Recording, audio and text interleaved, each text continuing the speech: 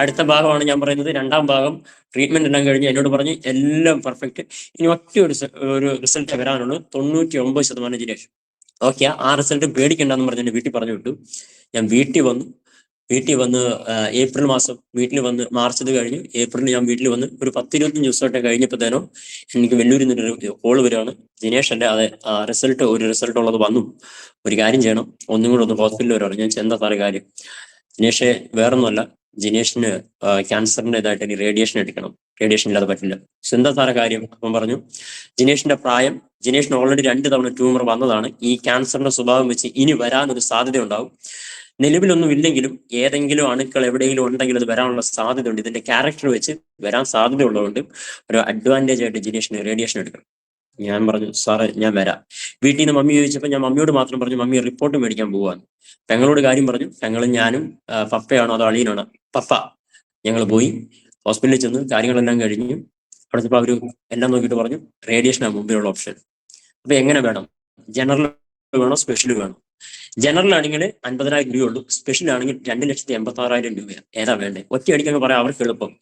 ഞാൻ ഇങ്ങനെ മുഖത്ത് നോക്കിയിരുന്നു, എന്നാ മറുപടി പറയണത്തില്ല. ഞാൻ ഇപ്പം എന്റെ അറിവിൽ ഞാൻ ഒരു കാര്യം പറയുന്നു, ദൈവനാമ ബോധത്തിന് വേണ്ടി.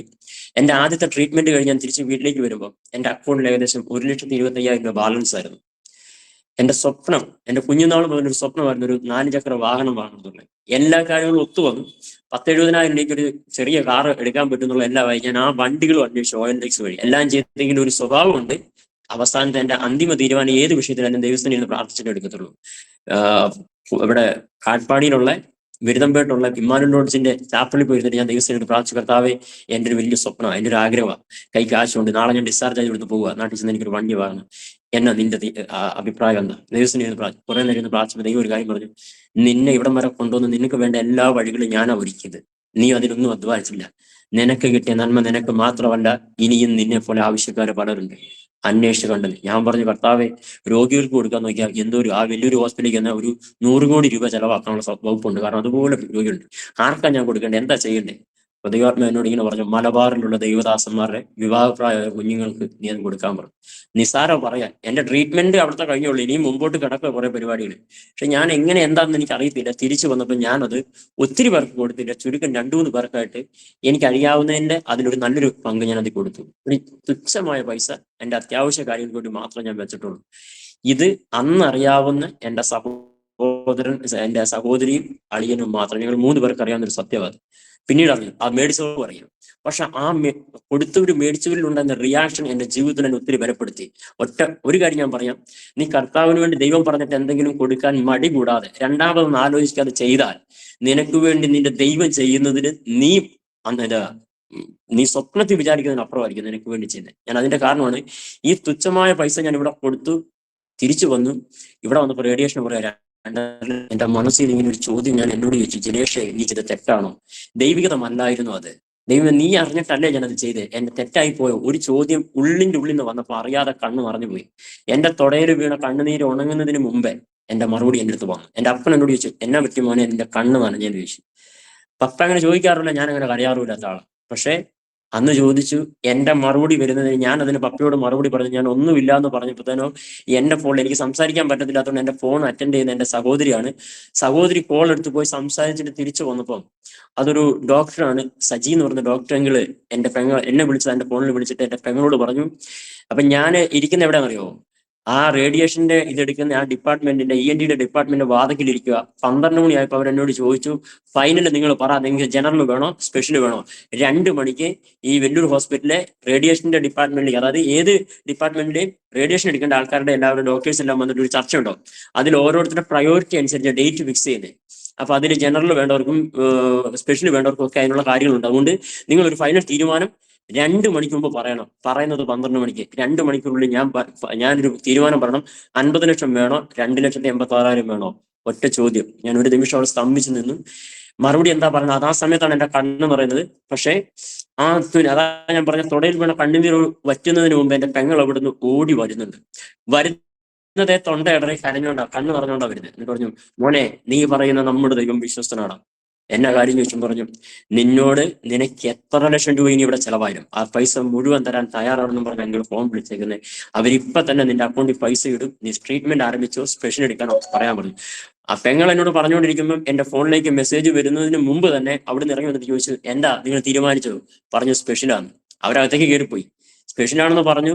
അങ്കിളിനോട് പറഞ്ഞു, അങ്കിൾ ആന്റിയോട് പറഞ്ഞു, ഞങ്ങൾ തിരിച്ച് റൂമിലേക്ക്. അപ്പൊ അവര് പറഞ്ഞു, അങ്ങനെയാണെങ്കിൽ നാളെ ഒരു 50,000 കെട്ടണം. ഞാൻ പറഞ്ഞു ഓക്കെ എന്ന് പറഞ്ഞ് ഞങ്ങൾ പോന്നു. ഞാൻ എന്റെ റൂമിൽ ഡോമറ്ററിയിലേക്ക് വരുന്നതിന് മുമ്പ് എന്റെ അക്കൗണ്ടിൽ 50,000 ക്രെഡിറ്റ് ആയി. അങ്കിളിന് അന്ന് 50,000 ഒന്നിച്ചിടാൻ പറ്റുള്ളൂ. ഇട്ടു. എന്നോട് പറഞ്ഞു ബാക്കി പൈസ നാളെ തരാൻ ജിനേഷ്. അതിന്റെ ഒരു മാസത്തെ ട്രീറ്റ്മെന്റ് ആണ് ഈ ഇരിക്കുന്നത്. എനിക്ക് 30 റേഡിയേഷൻ എടുത്തായിരുന്നു. അപ്പൊ അത് പെട്ടെന്നല്ല, ടൈം എടുക്കുമായിരുന്നു. ആ സമയത്തിന്റെ ഗ്യാപ്പ് ഉള്ളതുകൊണ്ട് അത് ഒറ്റയടിക്ക് കിട്ടുകയും വേണ്ട. തിരിച്ച് വീട്ടിൽ വന്ന് അന്ന് രാത്രി ഈ പറഞ്ഞ പോലെ ഈ ഡോക്ടർ ഫിലിപ്പ് സാർ എന്നെ വിളിക്കുന്നു, ഞങ്ങളോട് സംസാരിക്കുന്നു, എന്നോട് ധൈര്യമായിട്ടിരിക്കാൻ പറഞ്ഞു. ഒന്നുമില്ല. അദ്ദേഹം വീണ്ടും റേഡിയേഷൻ ഡിപ്പാർട്ട്മെന്റിന്റെ ഒരു പാവമണി, സൈമൺ പാവമണി അങ്ങനെയാണ് പറഞ്ഞൊരു ഡോക്ടർ ഉണ്ടായിരുന്നു, ഞാൻ മറന്നു, പേര് മറന്നുപോയി. ഇതിന്റെ RT-യുടെ HOD അദ്ദേഹത്തെ വിളിച്ച് സംസാരിച്ചു. എനിക്ക് അപ്പോയിന്റ്മെന്റ് കിട്ടിയിരിക്കുന്ന പിറ്റേ ദിവസം രാവിലെ MR അക്കൗണ്ടിൽ 8 മണിയാകുമ്പോൾ ചെന്നാൽ മതി. 8:30 എന്റെ അപ്പോയിന്റ്മെന്റ്. അല്ല 8:30 അപ്പോയിന്റ്മെന്റ്. ഞാൻ 8 മണിയാകുമ്പോൾ അവിടെ ചെല്ലുന്നു. ഞാൻ ചെല്ലുന്നതിന് മുമ്പേ ഓൾറെഡി സാറും ഈ HOD വന്ന് എന്നെ ഓൾറെഡി കൗണ്ടറിൽ അന്വേഷിച്ചു. ഞാനത് അറിയത്തില്ല. ഞാൻ ചെന്ന് എന്റെ അവിടെ കൊടുക്കുന്ന വഴിക്ക് വിളിച്ചു, ജിനേഷ് ആണോ? എവിടെ പോയിരിക്കുമായിരുന്നു? എത്ര നേരമായി സാറ് വന്ന് വിളിക്കുന്നത്? ഞാൻ ഓർത്ത് എനിക്ക് ഇനി അരമണിക്കൂറോട് എന്റെ അപ്പോയിന്റ്മെന്റ്. അപ്പൊ പറഞ്ഞു തരുന്നതിന് മുമ്പ് കയറി വരാൻ പറഞ്ഞു. നേരകത്തേക്ക് കയറി ചെന്നു, കാര്യങ്ങൾ ചോദിച്ചു. അവരുടെ എല്ലാ ഡിപ്പാർട്ട്മെന്റിലും ഉണ്ട് ജൂനിയർ ഡോക്ടർമാര്. അവരെന്നോട് കുറെ ചോദ്യം ചോദിച്ചു. ഞാൻ പറഞ്ഞു സാർ ഇതിനൊന്നും എന്റെ അടുത്ത് മറുപടി ഇല്ല, എന്റെ അടുത്ത് പൈസ ഒന്നുമില്ല. അങ്ങനെയാണെങ്കിൽ ഈ സ്പെഷ്യൽ എടുക്കാൻ ബുദ്ധിമുട്ടായിരിക്കുന്നുണ്ട്. പുള്ളി കുറെ ആ സിസ്റ്റം തിരിച്ച് എന്റെ നേരെ വെച്ചിട്ട് കുറെ ടിക്കറ്റ് എല്ലാം ക്യാൻസൽ ചെയ്തിട്ട് പറഞ്ഞു, എങ്ങനെ പോയാലും 1,56,000 രൂപ അടച്ചേ പറ്റുള്ളൂ. ഞാൻ പറഞ്ഞു സാർ എന്റെ ഉണ്ടെങ്കിലല്ലേ തരാൻ പറ്റുള്ളൂ. എനിവേ എനിക്ക് പാവമൺ സാറോട് സംസാരിക്കണം. അതിന്റെ കാരണം പിന്നെ സാർ എന്നോട് രാത്രിയിലാണോ അത് രാവിലെ എഴുന്നേറ്റ് എന്നോട് പറഞ്ഞു, നേരെ ചെന്നിട്ട് വേറെ ആരെ കാണണ്ട, HOD-നെ കാണുക, ഞാനെല്ലാം പറഞ്ഞിട്ടുണ്ടെന്ന് പറഞ്ഞു. അപ്പൊ അത്ര എനിക്ക് കേട്ടുകൊണ്ട് ഞാൻ പറഞ്ഞു എനിക്ക് സാറിനെ കണ്ടാൽ മതി. അവിടെ ചെന്നു സാർ എന്നോട് കയറുന്നു. സാറിന്റെ അടുത്തേക്ക് ചെന്നപ്പോ ഇവര് എല്ലാം എഴുതി കുട്ടി അവിടെ വന്ന് ഇരിക്കുവാണ്. സാർ എന്നോട് ഇത്ര വെച്ചിട്ട്, ജിനേഷ് ഇംഗ്ലീഷിൽ ചോദിച്ചാൽ, ജിനേഷിന് എത്ര രൂപ അടയ്ക്കാൻ പറ്റും? പെട്ടെന്ന് കയറി ചോദിക്കുമ്പോൾ എനിക്ക് അങ്ങനെ ഒന്നുമില്ലല്ലോ. ഓൾറെഡി 50,000 വന്നിട്ടുണ്ട്. പപ്പ നാട്ടിലേക്ക് പോയി. അപ്പൊ പപ്പയ്ക്ക് എങ്ങനെയെങ്കിലും എവിടെയെങ്കിലും ഒക്കെ കിട്ടുവാണെങ്കിൽ അറേഞ്ച് ചെയ്താൽ ഒരു 50,000. ഞാൻ സാർ 1,00,000 രൂപ അതെന്റെ മാക്സിമം ആണ്. പുള്ളി എഴുതി വെച്ചു 1,00,000 രൂപ ട്രീറ്റ്മെന്റ് ഫുള്ള് കൊടുക്കണം. അപ്പൊ ആ ജൂനിയർ അടുത്തെന്ന് പറഞ്ഞു, സാറേ ഹൗ ക്യാൻ ഇസ് പോസിബിൾ എന്ന് ചോദിച്ചപ്പോൾ പുള്ളി പറഞ്ഞു, ഞാൻ എന്ത് പറഞ്ഞു കേട്ടാൽ മതി, ഒരു കുറവും വരരുത്, ബാക്കി പൈസ ഞാൻ കൈ നിട്ടോളൂ. ആ മറുപടിയിൽ അദ്ദേഹത്തിനൊന്നും പറഞ്ഞു. ജൂനിയർ പിന്നെ എന്തോ പറയാനാ? തിരിച്ചു വന്ന് എന്റെ മുമ്പിൽ ഇരുന്നിട്ട് അദ്ദേഹം ഏതൊക്കെ ടിക്ക് ക്യാൻസൽ ചെയ്തോ എല്ലാം ഇട്ട് 2,86,000 ട്രീറ്റ്മെന്റ് എനിക്ക് 1,00,000 രൂപ ചെയ്യാൻ അവർ തീരുമാനിച്ചു. അതവിടെ ഇരുന്നു. ഞാൻ ഹോസ്പിറ്റലിൽ ചെന്നു. പിന്നെ ട്രീറ്റ്മെന്റ്. വേദന ആർക്കും ഒന്നും ചെയ്യാൻ പറ്റില്ല കേട്ടോ. വേദന എന്തെല്ലാം ആരെല്ലാം നമ്മളെ സഹായിച്ചാലും വേദന തിന്നെ ഞാൻ എന്ത് ചെയ്യും, അതിന് തയ്യാറാണ്. പക്ഷെ ഒറ്റ കുഴപ്പമുള്ള, വേദനയുടെ നടുവിൽ ദൈവത്തോട് പരാതിയും പിറുപിറുപ്പും പാടില്ല. കാരണം ദൈവം നമുക്ക് വേണ്ടി ഒരുക്കും. ഞാൻ ചോദിക്കട്ടെ, ഞാൻ ഇന്നത് പറയുമ്പോഴും ഞാൻ ഇന്നും നന്ദിയുള്ള, ദൈവത്തോട് നന്ദിയുള്ളതിന്റെ ഒരു കാരണം, നമ്മുടെ ജീവിതത്തിൽ വേദനകൾ വരും, അത് ക്രിസ്ത്യ ജീവിതത്തിലുള്ളതാണ്. പക്ഷെ വേദന സഹിക്കാൻ നമ്മുടെ ഉത്തരവാദിത്വം. അത് ഒരു പാസ്റ്റർക്കിനോ ഒരു കുടുംബത്തിനോ അല്ലെങ്കിൽ ആർക്കും നമ്മളതിന് വേദന വെളിയിൽ കൊണ്ടുവരാൻ കഴിയില്ല. വേദന സഹിക്കുക എന്നുള്ളത് നമ്മുടെ ഉത്തരവാദിത്വമാണ്. പക്ഷെ ആ വേദന സഹിക്കാനുള്ള കൃപ തരുന്നത് ദൈവമാണ്. ദൈവം കൃപ തരും, വേദന നമ്മൾ സഹിച്ചേ പറ്റുള്ളൂ. വേദന മാറ്റുന്നത് പ്രാർത്ഥിച്ചുകൊണ്ട് കാര്യമില്ല, വേദന സഹിക്കാനുള്ള കൃപ തരണമെന്ന് പ്രാർത്ഥിക്കുന്നത്. എന്റെ ജീവിതത്തിൽ കർത്താവ് ഏത് വേദനയിലൂടെ എന്നെ കടത്തി വിട്ടാലും, ഞാൻ പറഞ്ഞത് മുഴുവൻ എനിക്ക് വിശദീകരിക്കാൻ സമയമില്ല, അതുകൊണ്ട് ചിലതൊക്കെ വിട്ടുകളയുന്നത്. IBC കോളേജിൽ മിഷൻ ചാപ്പിളിൽ നിന്ന് കേട്ടൊരു മിഷൻ ചാപ്പിളിലെ ഡേവിഡ് ലിവിസിന്റെ സ്റ്റോറി കേട്ട സമയത്ത് ഇങ്ങനെ ഞാൻ കർത്താവോട് പ്രാർത്ഥിച്ചു, കർത്താവേ നീ എന്നെ എവിടെ അയച്ചാലും ഞാൻ പോകും, നീ എന്റെ കൂടെ വേണം. നീ എത്ര വേദന എന്നാലും എനിക്ക് കുഴപ്പമില്ല, അത് സഹിക്കാനുള്ള കൃപ തരണം. നീ എത്ര ഭാരം ചുമടെന്റെ മേൽ തന്നാലും കുഴപ്പമില്ല, അത് ചുമക്കാനുള്ള കൃപ നീ എനിക്ക് തരണം. ഇത് ഞാൻ ദൈവത്തോട് പ്രാർത്ഥിച്ചു. ഞാൻ നോർത്ത് ഇന്ത്യയിലേക്ക് വന്നേ. കൃപയാൽ, ദൈവകൃപയാൽ ഇന്ന് വരെ ദൈവം അതെല്ലാം ചെയ്തുകൊണ്ടിരിക്കുന്നു. അതിനർത്ഥം അതുകൊണ്ടാണ് ഞാൻ പറഞ്ഞത്, വേദന ഇല്ലാത്തതുകൊണ്ട് കൊണ്ടല്ല, കഷ്ടത ഇല്ലാത്തതുകൊണ്ടല്ല, ബീഹാർ വിട്ട് വേല വിട്ട് പോകണമെന്ന് തോന്നാത്തത് കൊണ്ടല്ല, ആത്മഹത്യ വരെ ചെയ്യാൻ തോന്നാൻ പറ്റാത്ത സാഹചര്യം ഇല്ലാത്തതുകൊണ്ടല്ല. ഏതും വരും, മനുഷ്യനാണ് ഈ ഭൂമിയില്. പക്ഷെ ഒരു കാര്യമുണ്ട്, ഉള്ളിൽ ദൈവവും അവന്റെ വചനവും ഉണ്ടെങ്കിൽ അഭിമുഖീകരിക്കുന്ന വിഷയത്തിന്റെ നടുവിൽ നമുക്ക് വ്യക്തമായ ഉറച്ച തീരുമാനം എടുക്കാൻ നടത്തും. അപ്പൊ ഈ വേദനയുടെ നടുവിൽ ഞാൻ റേഡിയേഷന്റെ കാര്യങ്ങളെല്ലാം സെറ്റായി. പിന്നീട് അങ്ങോട്ട് എന്റെ വേദനയുടെ ഒരു തീവ്ര ഇതായിരുന്നു. അതുവരെ ഞാനുള്ള വേദനകൾ സഹിച്ച് കരയാറില്ല. എല്ലാവരുടെ മുമ്പിൽ ഞാൻ ഭയങ്കര സ്ട്രോങ് ആയിരുന്നു. എന്നെ കാണാൻ ഹോസ്പിറ്റലിലെ ഓപ്പറേഷൻ ചെയ്ത് കിടക്കുന്ന എന്നെ കാണാൻ വേണ്ടി ഒത്തിരി സ്നേഹിതർ വന്നു. എന്നോട് സഹതാപത്തോടെ എന്നെ ആശ്വസിപ്പിക്കാൻ വരുന്നവരെ ഞാൻ വിളിച്ച് ചിരിച്ച് കളിച്ച് വർത്താനം പറഞ്ഞ് അവരെ ആശ്വസിച്ചിടും. അപ്പൊ അവര് എന്നോട് ചോദിക്കാറുണ്ട്, പലരും ചോദിച്ചു തിരിച്ചു പോകുമ്പോൾ, അല്ല ഞങ്ങള് ജിനേഷിനെ ആശ്വസിപ്പിക്കാനുള്ള വന്നത്, അതോ ജിനേഷ് ഞങ്ങളെ ആശ്വസിച്ചു? ഞാൻ പറയും, ഇവിടെ ആശ്വസിപ്പിക്കേണ്ട ആവശ്യമില്ല, എനിക്ക് എന്നാ പറ്റിയേ. ഇവിടെ നിങ്ങൾ അടുത്ത വർഷം ഈ സമയത്ത് വന്ന ജിനേഷ് ഈ നാട്ടിലേ ഇല്ല, ജിനേഷ് ബീഹാറിൽ കർത്താവിന് വേലയെ കാണുന്നുണ്ട്. അപ്പൊ അവർ പറയും ജിനേഷ് പാസ്റ്റർ നിങ്ങളുടെ ധൈര്യം. ഞാൻ പറഞ്ഞ ഇത്രേ ഉള്ളൂ, എന്റെ ഉറപ്പ് എന്നാന്നറിയോ, ഞാൻ വലിയ പുള്ളി ആയതുകൊണ്ടല്ല, എന്നെ വിളിച്ചൊരു ദൈവമില്ലേ, എനിക്കൊരു വാക്തത്വം തന്ന ദൈവമില്ലേ, എന്നെ ഒരു സ്ഥലത്ത് ആക്കിയവനില്ലേ, അവനെന്നെ വെറുതെ പറയുന്നവനാ. വാക്ക് പറഞ്ഞ വഴി തള്ളാൻ ഈ മാനുഷിക ഭുജങ്ങളോ മാനുഷിക ശബ്ദമാണോ? അല്ല, സർവശക്തനായ ദൈവത്തിന്റെ വാക്തത്വം കേട്ട് ഇറങ്ങിയതാണെങ്കിൽ അതിനെനിക്ക് ഉറപ്പാണ്. ഞാൻ പറഞ്ഞിട്ടുണ്ട്, എബ്രാഹിം ലേഖനത്തിൽ പറഞ്ഞ അബ്രഹാം വിശ്വസിച്ചവനെ ചാരത്തിൽ നിന്നും എന്നെ തിരിച്ചു വിളിക്കാൻ എന്റെ ദൈവത്തിന് കഴിയും. മരിക്കുവോ മരിക്കാതിരിക്കുവോ അതെനിക്ക് വിഷയമല്ല. പക്ഷെ ദൈവം എന്നോട് പറഞ്ഞ വാക്തത്വം നിറവേറ്റാതെ എന്നെ വിളിക്കത്തില്ല. പിന്നെ എന്റെ ജീവിതത്തിന് ഇതുപോലെ ഇരിക്കും മുമ്പോട്ടുള്ള കാര്യങ്ങൾ. എന്റെ ദൈവം അല്ലാതെ എനിക്ക് ആരും ഒന്നുമില്ല. ഞാൻ ഇന്നലെയും എന്റെ മമ്മിയോട് പറഞ്ഞു, മമ്മി, മാതാപിതാക്കളോട് എനിക്ക് സ്നേഹമില്ലാത്തതുകൊണ്ടോ എന്റെ സഹോദരൻ ഇല്ലാത്തതുകൊണ്ടല്ല, പക്ഷെ എന്റെ ജീവിതത്തിൽ എനിക്ക് ഒറ്റയൊന്നുള്ളൂ, എന്റെ ദൈവം കഴിഞ്ഞിട്ട് എനിക്ക് എന്തുള്ളൂ. കാരണം മറ്റൊന്നുകൊണ്ടല്ല, നിങ്ങൾക്കൊക്കെ ഒരു പരിധി കഴിഞ്ഞ് നാട്ടിൽ ഇരുന്നുകൊണ്ട് എന്നെ ആശ്വസിപ്പിക്കാൻ പറ്റുള്ളൂ. പക്ഷെ ഇവിടെ ഞാൻ കഴിഞ്ഞ 11 വർഷം ഞാൻ ഏകനായിരുന്ന പല സമയങ്ങളിലും എന്റെ കൂടെ എന്നെ ആശ്വസിപ്പിച്ചൊരു ദൈവം എന്റെ കൂടെ ഉള്ളെന്നുള്ള ആ ഒരു ധൈര്യവും എന്നെ പിടിച്ചു നിർത്തുന്നത്. പ്രതികൂലങ്ങളുടെ നടുവിൽ എന്നെ പിടിച്ചു നിർത്തിയതും, ഒറ്റയ്ക്ക് നിന്നപ്പോഴും, ഒറ്റയ്ക്ക് നിന്ന് പല വിഷയങ്ങളെ അഭിമുഖീകരിച്ചപ്പോഴും, തളർന്ന താളടിയാവും തോന്നിയപ്പോഴും, സങ്കീർത്തനം പറയുന്നത് പോലെ അവൻ വീണു എങ്കിലും നിലംപരിച്ചായ യഹോവ എന്റെ കരം പിടിച്ച് താങ്ങി. അങ്ങനെ താങ്ങുന്ന ഒരു ദൈവം എന്റെ കൂടെ ഉള്ളത് കൊണ്ടാണ് ഞാൻ നിന്നത്, അല്ലാതെ എന്റെ കഴിവല്ല. ഞാൻ ബിഗ് സീറോ. 2018 മുതൽ ജിനേഷ് ബിഗ് സീറോയാ. എല്ലാം എൻഡ് ചെയ്ത് കുത്തിട്ടതാ. പക്ഷെ തമ്പുരാൻ അവിടുന്ന് കുത്തിനടിയിൽ ഒരു കോമയിട്ട് അവിടുന്ന് കണ്ടിന്യൂ ചെയ്യാൻ തുടങ്ങി. ഇന്നും അത് കണ്ടിന്യൂഡ് ആണ്. അത് എന്ന് വരെ ഓടുന്നു ചോദിച്ചാൽ, ഒന്നുകിൽ അപ്പം തന്നെ ഈ ശ്വാസം നിലയ്ക്കുന്നത് വരെ, അല്ലെങ്കിൽ അരുമനാഥന്റെ വരവ് വരെ അത് അവന് വേണ്ടി തന്നെ ഓടും. അതിന് മാറ്റമില്ല. അത് മരിച്ചു വീഴുവാണെങ്കിൽ ബീഹാറിൽ മരിച്ചു വീഴണമെന്നൊരു ആഗ്രഹം എനിക്ക്. വേറൊന്നുള്ള അതും കർത്താവിന്റെ വേലയിലായിരിക്കണമെന്ന്. കാരണം ഈ ഭൂമിയിൽ ഇതെല്ലാം ഉള്ളതാണെങ്കിലും തമ്പുരാൻ എനിക്ക് ചെയ്ത നന്മയ്ക്ക് മുമ്പ് ഞാൻ എന്തോ ഒരു പകരം ചെയ്യാനുള്ളത് എനിക്കൊന്നുമില്ല കൊടുക്കാൻ. പക്ഷെ എന്നാൽ ആകാവുന്നത്, കഴിയുന്നത് എനിക്ക് അവൻ തന്ന കൃപയ്ക്കനുസരിച്ച് ഞാൻ ചെയ്യുന്നുണ്ട്. അത്ര ഞാൻ പറയാറുള്ളൂ. എനിക്ക് തന്ന കൃപയ്ക്കനുസരിച്ച് ഞാൻ എന്ത് ചെയ്യാവോ അത് ചെയ്തു കൊടുക്കുന്നു. ദൈവം എന്നെ നടത്തി. കഴിഞ്ഞ ആ റേഡിയേഷൻ ടൈം പീരീഡ് എന്റെ ലൈഫിൽ എനിക്ക് ഇന്നും ഓർക്കുമ്പോൾ കയ്യും കാലും തളരുന്ന ഒരു സമയമായിരുന്നു. ഞാനതിനെ വർണ്ണിച്ച് ആരുടെ സിമ്പതി പിടിച്ചു പറ്റാനല്ല. ആരെങ്കിലുമൊക്കെ കടന്നു പോയിട്ടുണ്ടെങ്കിൽ അവർക്കറിയാം. ആരെങ്കിലും ഇപ്പം അങ്ങനെ ഒരു സാഹചര്യം കൂടെ കടന്നു പോയിട്ടുണ്ടെങ്കിൽ അവരോടുള്ള ദൂത്, ഇനി ഫ്യൂച്ചറിൽ ഏതെങ്കിലും ഒരു വ്യക്തി അതല്ലെങ്കിൽ മറ്റൊരു രീതിയിൽ അതുപോലെ ഒരു വേദനയുടെ കടന്നു പോയാൽ അവർക്കൊരു ആശ്വാസത്തിന് ഞാൻ ഒരിക്കലും എന്റെ സാക്ഷ്യം പറയുന്നത് കേൾവിക്കാർക്ക് കൗതുകം ഉണ്ടാകാനും അവർക്ക് എന്ത് പറയണ്ടേ രോമാഞ്ചം ഉണ്ടാകാനും എന്നല്ല ഞാൻ പറയുന്നത്. ഞാൻ പറയുന്ന ഒരു കാര്യം ഉണ്ടാകും. കേട്ട് കഴിയുമ്പോൾ ഒരു കാര്യം ഓർക്കണം, അവൻ അറിഞ്ഞ ദൈവം വേറെ ആരുമല്ല. ഈ ഉലകത്തിൽ അവനെ പോലെ മറ്റാരുമില്ല. അതിന് ഉറച്ച ധൈര്യത്തോടെ അവൻ മുമ്പോട്ട് ഈ ദൈവത്തിന് വേണ്ടി ജീവിക്കണം. അതാ എന്റെ ആഗ്രഹം. ഞാൻ അങ്ങനെ ജീവിക്കുന്നു. ഈ സാക്ഷ്യം കൊണ്ട് ഒരു വ്യക്തി അങ്ങനെ ജീവിച്ചാൽ അതെന്റെ ജീവിതത്തിൽ വലിയ നേട്ടമായിരിക്കും. ഞാൻ ആ ഹോസ്പിറ്റലിന് റേഡിയേഷൻ ടൈമിൽ കടന്നുപോയി. വേദനകളുടെ തീവ്രത കൂടി 12ാം ദിവസം ഞാൻ വേദന സഹിக்க വയ്യാതെ ഞാൻ ഇങ്ങനെ പ്രാർത്ഥിച്ചു, കർത്താവെ കഴിയുമെങ്കിൽ. 14ാമത്തെ ദിവസം രാത്രി ഞാൻ ഇങ്ങനെ പ്രാർത്ഥിച്ചു, കർത്താവെ കഴിയുമെങ്കിൽ ഈ രാത്രി എന്റെ പ്രാണനെ നീ എടുക്കണം. ആര് പറയുന്നത് എന്റെ പ്രാണനെ എടുക്കണം? അല്ല എങ്കിൽ ഇനി ഞാൻ ഹോസ്പിറ്റലിൽ പടി കയറാതെ എന്റെ വേദന പൂർണ്ണമായി മാറ്റിത്തരണം. അപ്പൊ ഓർക്കുക, ഒരുവിധപ്പെട്ട വേദന സഹിക്കുന്ന ഒരു മനുഷ്യൻ ജീവിതത്തിന് ആ ഒരു നിലവാരത്തിലേക്ക് ഒരു തീരുമാനം എടുക്കണം. ഒന്നുകിൽ മരണം നല്ലത്, അല്ലെങ്കിൽ ഈ വേദന സഹിക്കണം. ഇനി ഹോസ്പിറ്റലിൽ പടി കയറാൻ പാടില്ല. ഞാൻ അങ്ങനെ പറയുന്നത് എന്റെ വേദനയുടെ അതുപോലെ അവസ്ഥയില്ല. ഞാൻ നിങ്ങൾ കാണുന്ന പോലെ ഈ സൈഡിലുള്ളതിനേക്കാളും നല്ല തിക്ക് താടി മൊത്തമുള്ള ആളായിരുന്നു ഞാൻ. എന്റെ 1-2 ഫോട്ടോസുകൾ കൊണ്ട് ഒരുപക്ഷെ ഞാൻ ഇവർക്ക് കൊടുക്കാതെ ഡിസ്പ്ലേ കാണിക്കണമെങ്കിൽ ഒരു ജസ്റ്റ് ഒരു മനസ്സിലാക്കാൻ വേണ്ടി അങ്ങനെയുള്ള എന്റെ മുഖത്തിന്റെ മാസ്ക്, അതായത് സ്പെഷ്യൽ എടുക്കുമ്പോൾ എനിക്കൊരു മാസ്ക് ഉണ്ടായിരുന്നു റേഡിയേഷൻ അടിക്കാൻ. ആ മാസ്ക് ഇട്ടിട്ട് പോലും എന്റെ ഈ താടിയെല്ലാം കൊഴിഞ്ഞിട്ട് ചുമ്മാ ഇങ്ങനെ തൂക്കുമ്പോൾ മുഴുവൻ കയ്യിലേക്ക് ഇരിക്കും. തൂക്കുന്ന മുഴുവൻ കയ്യില. താടിയെല്ലാം കൊഴിഞ്ഞ് ആ 10-15 താടി നീണ്ടു കിടക്കുന്നു. മുടി തല നനയ്ക്കാൻ പാടില്ല, എണ്ണ വയ്ക്കാൻ പാടില്ല, ഒന്നുമില്ല. അതുകൊണ്ട് മുടിയെല്ലാം ഒരു ചെമ്പ മുടി പിടിച്ച് ഒരു പ്രാകൃത രൂപം. അതിന്റെ ഒരു ഫോട്ടോ ഞാൻ ഈ പറയുന്ന സമയത്ത് പ്ലേ ചെയ്താൽ നല്ലത്, ഞാനത് തരാം. അതുപോലെ പ്രാകൃത വിരൂപിയായി മാറി. മൊത്തത്തില് ഞാൻ അല്ലാത്തവനായി മാറി. എന്റെ ജ്യേഷ്ഠൻ ബോംബെയിൽ അന്ന് ചന്ദ്രപ്പൂടി സുശീഷ വേലയാണ്. എന്റെ ഈ അവസ്ഥയിൽ എനിക്ക് സഹായിക്കാൻ ഹോസ്പിറ്റലിൽ വന്നു. എന്നെ കാണാൻ വന്ന എന്റെ ജ്യേഷ്ഠൻ അവിടെ നിന്ന് ഇറങ്ങി എന്റെ അമ്മയെ വിളിച്ച് ഫോൺ വിളിച്ച് സംസാരിച്ചപ്പോ ഇങ്ങനെ പറഞ്ഞെന്നാ പറയുന്നത്, മമ്മി, നമ്മുടെ കൊച്ചല്ല മമ്മി ഇവിടെ കിടക്കുന്നേ, അവനാള് മാറിപ്പോയി. അതുപോലെ ഒരു വീട്, എന്റെ അനിയനല്ല, എന്റെ കൊച്ചല്ല ഇവിടെ കിടക്കുന്നേ, അതുപോലെ എന്റെ രൂപം മാറിപ്പോയി. പക്ഷെ ഒരു കാര്യം ഓർക്കണം, ആ രൂപം മാറിയെങ്കിൽ കഴിഞ്ഞ ചില വർഷങ്ങൾക്ക് മുമ്പ് ഈ റീസെന്റ് പലരും എന്നോട് പറയുന്നുണ്ട്, എന്നെ നേരത്തെ ഈ അസുഖത്തിന് മുമ്പ് കണ്ടുള്ളവർ പറയും, ജിനേഷേ നീ പഴയ പോലെ ആയില്ലോടാ, ഇപ്പൊ നിനക്ക് ഇങ്ങനെ അസുഖം വന്നൊന്നും ആരും പറയില്ല. പക്ഷെ എന്റെ അസുഖം കഴിഞ്ഞതിന് ശേഷം എന്നെ കണ്ടവർക്ക് അറിയില്ല എന്റെ പഴയ സംഭവങ്ങളോ ചരിത്രങ്ങളൊന്നും. എന്തായിരുന്നാലും എനിക്ക് ഇങ്ങനെ അസുഖം വന്നോന്ന് ആരും പറയില്ല. അതാണ് എന്റെ ദൈവം ഇത് വലിയവാ എന്ന് പറഞ്ഞാൽ ഞാൻ പറയും, ദൈവത്തിന് വേണ്ടി ഇറങ്ങി തിരിച്ചുകൊണ്ട് എനിക്ക് സങ്കീർത്തനക്കാരൻ പറയും നന്മയ്ക്കായിട്ടൊരു അടയാളം എന്ന് പറഞ്ഞ് എന്റെ മുഖം വെട്ടിക്കീറി സ്റ്റിച്ച് ചെയ്ത് നടക്കാൻ എനിക്ക് താല്പര്യമില്ലായിരുന്നു. എന്റെ ദൈവം എനിക്ക് വേണ്ടി ചെയ്ത് ഞാനും ദൈവം അറിഞ്ഞാൽ മതി, മറ്റുള്ളവരോട് പറഞ്ഞറിഞ്ഞാൽ മതി, സൗകര്യം ഉണ്ടെങ്കിൽ വിശ്വസിച്ചാൽ മതി. ആരെയും വിശ്വസിപ്പിക്കാൻ വേണ്ടി എനിക്ക് തെളിവ് കാണിക്കേണ്ട ആവശ്യമില്ല.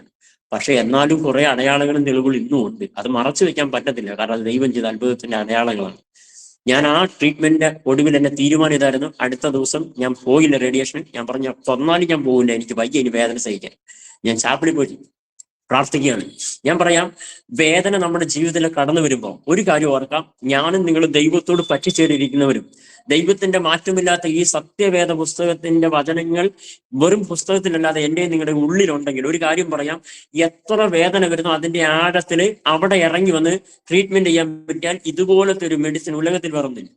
കാരണം റേഡിയേഷന് പോകുമ്പോൾ തന്നെ പോയിട്ട് വന്ന കുറെ പേര് ഞാൻ താമസിച്ച എൻ്റെ ഡോമട്രിയുടെ അടുത്തുണ്ടായിരുന്നു. അതിലൊരു കുഞ്ഞ് ആന്ധ്രയിൽ നിന്ന് വന്നൊരു സഹോദരി, എന്നെക്കാളും വയസ്സുകൾ നല്ല പ്രായം ഇളയതാ. രാത്രി അലമുറയിട്ട് കരയുക. എന്റെ സഹോദരി അവിടെ പോയി, തെലുങ്കറിയാം, എനിക്കും പെങ്ങൾക്കൊക്കെ തെലുങ്കറിയാം. ചെന്ന് ചോദിച്ചു, അപ്പൊ പറയാണ് റേഡിയേഷന്റെ വേദന സഹിക്കാൻ പറ്റാതെ കരയുക. എന്റെ ദൈവമേ, ഞാൻ റൂമിൽ ഇരുന്നുകൊണ്ട് ഇത് കേട്ടു. തെലുങ്കിൽ പറഞ്ഞ് എനിക്ക് മനസ്സിലായി, ഞാൻ കേട്ടു. എന്റെ ഉള്ളിൽ നിന്ന് ഒരു ആളല്ലായിരുന്നു. ദൈവമേ, ഈ പറയുന്ന പോലെ നല്ല വേദന. എനിക്ക് കൊണ്ട് നെഞ്ചിരുന്ന് വിങ്ങുന്ന പോലെ. നാളെ മുതൽ എന്റെ ട്രീറ്റ്മെന്റ് ആരംഭിക്കുക. ഞാൻ ആ രാത്രി അവിടെ നിന്ന് എഴുതിയിട്ട് ഒന്നും അല്ലാതെ നേരെ പോയി ആ ചാപ്പിൽ പോയി അവിടുന്ന് പ്രാർത്ഥിച്ച് തിരിച്ചു വന്ന് ഞങ്ങളുടെ റൂമിൽ സന്ധ്യാപ്രാർത്ഥനയ്ക്ക് ഇരുന്നു. ഇത് വായിക്കാൻ പ്രാർത്ഥിച്ചുകൊണ്ട് ഈ സമയത്ത് ദൈവാത്മാവ് എന്നോട് ഇടപെട്ടു, നീ ദാനിയേൽ പ്രവചനം 3-ാം അധ്യായം വായിക്കാൻ. ഞാൻ ദാനിയേൽ പ്രവചനം 3-ാം അധ്യായം വായിച്ചു. എന്റെ പെങ്ങള് അവിടുന്ന് ഇതായിട്ട് ഞാൻ പറഞ്ഞു, 1 മിനിറ്റ്, ദൈവാത്മാവ് എന്നോട് ഇടപെട്ടാന്ന് പറഞ്ഞു. ഞാൻ ആ അധ്യായം വായിച്ചു. ആ വാക്യങ്ങൾ വായിച്ചു വരുമ്പോ ഇങ്ങനെ അതിനകത്ത് പറയുന്നുണ്ട്, രാജാവിന് കോപം വന്നിട്ട് അവൻ തീച്ചുള്ളുടെ ചൂട് 7 മടങ്ങ് വർദ്ധിപ്പിച്ചു. പക്ഷെ ഒരു കാര്യമുണ്ട്, അടുത്ത വാക്യം, തന്റെ ഭക്തന്മാരൊരു രോമം പോലും കരിയാതെ ഈ അവന്റെ തീച്ചൂടിന് ഒന്നും ചെയ്യാൻ പറ്റിയില്ല. ഈ വാക്യം എന്റെ ഉള്ളിലേക്ക് കയറിയപ്പോ ഞാൻ പറഞ്ഞില്ലേ, ചില സമയത്ത് ചില വ്യക്തി ജീവിതങ്ങൾ, ചില സമയത്ത് ദൈവത്തിന്റെ മാറ്റമില്ലാത്ത തിരുവചനം ഒന്നല്ല മറ്റൊന്ന് എന്നെ ബൂസ്റ്റ് ചെയ്യാറുണ്ട്. അതാണ് നിന്നു പോയത്. അത് ദൈവത്തിന്റെ കൃപയായിട്ട് ഞാൻ ഇന്നും കരുതുന്നു. ആ വാക്യം കേട്ടത് എനിക്കൊരു കാര്യം ഉറപ്പായി, 7 മടങ്ങിന്റെ തീച്ചൂടിന് തന്റെ ഭക്തനെ ഒന്നും ചെയ്യാൻ കഴിഞ്ഞില്ലെങ്കിൽ റേഡിയേഷന്റെ ചൂടിന് എന്നെ ഒന്നും ചെയ്യാൻ കഴിയില്ല. അത് വിശ്വാസമാണ്.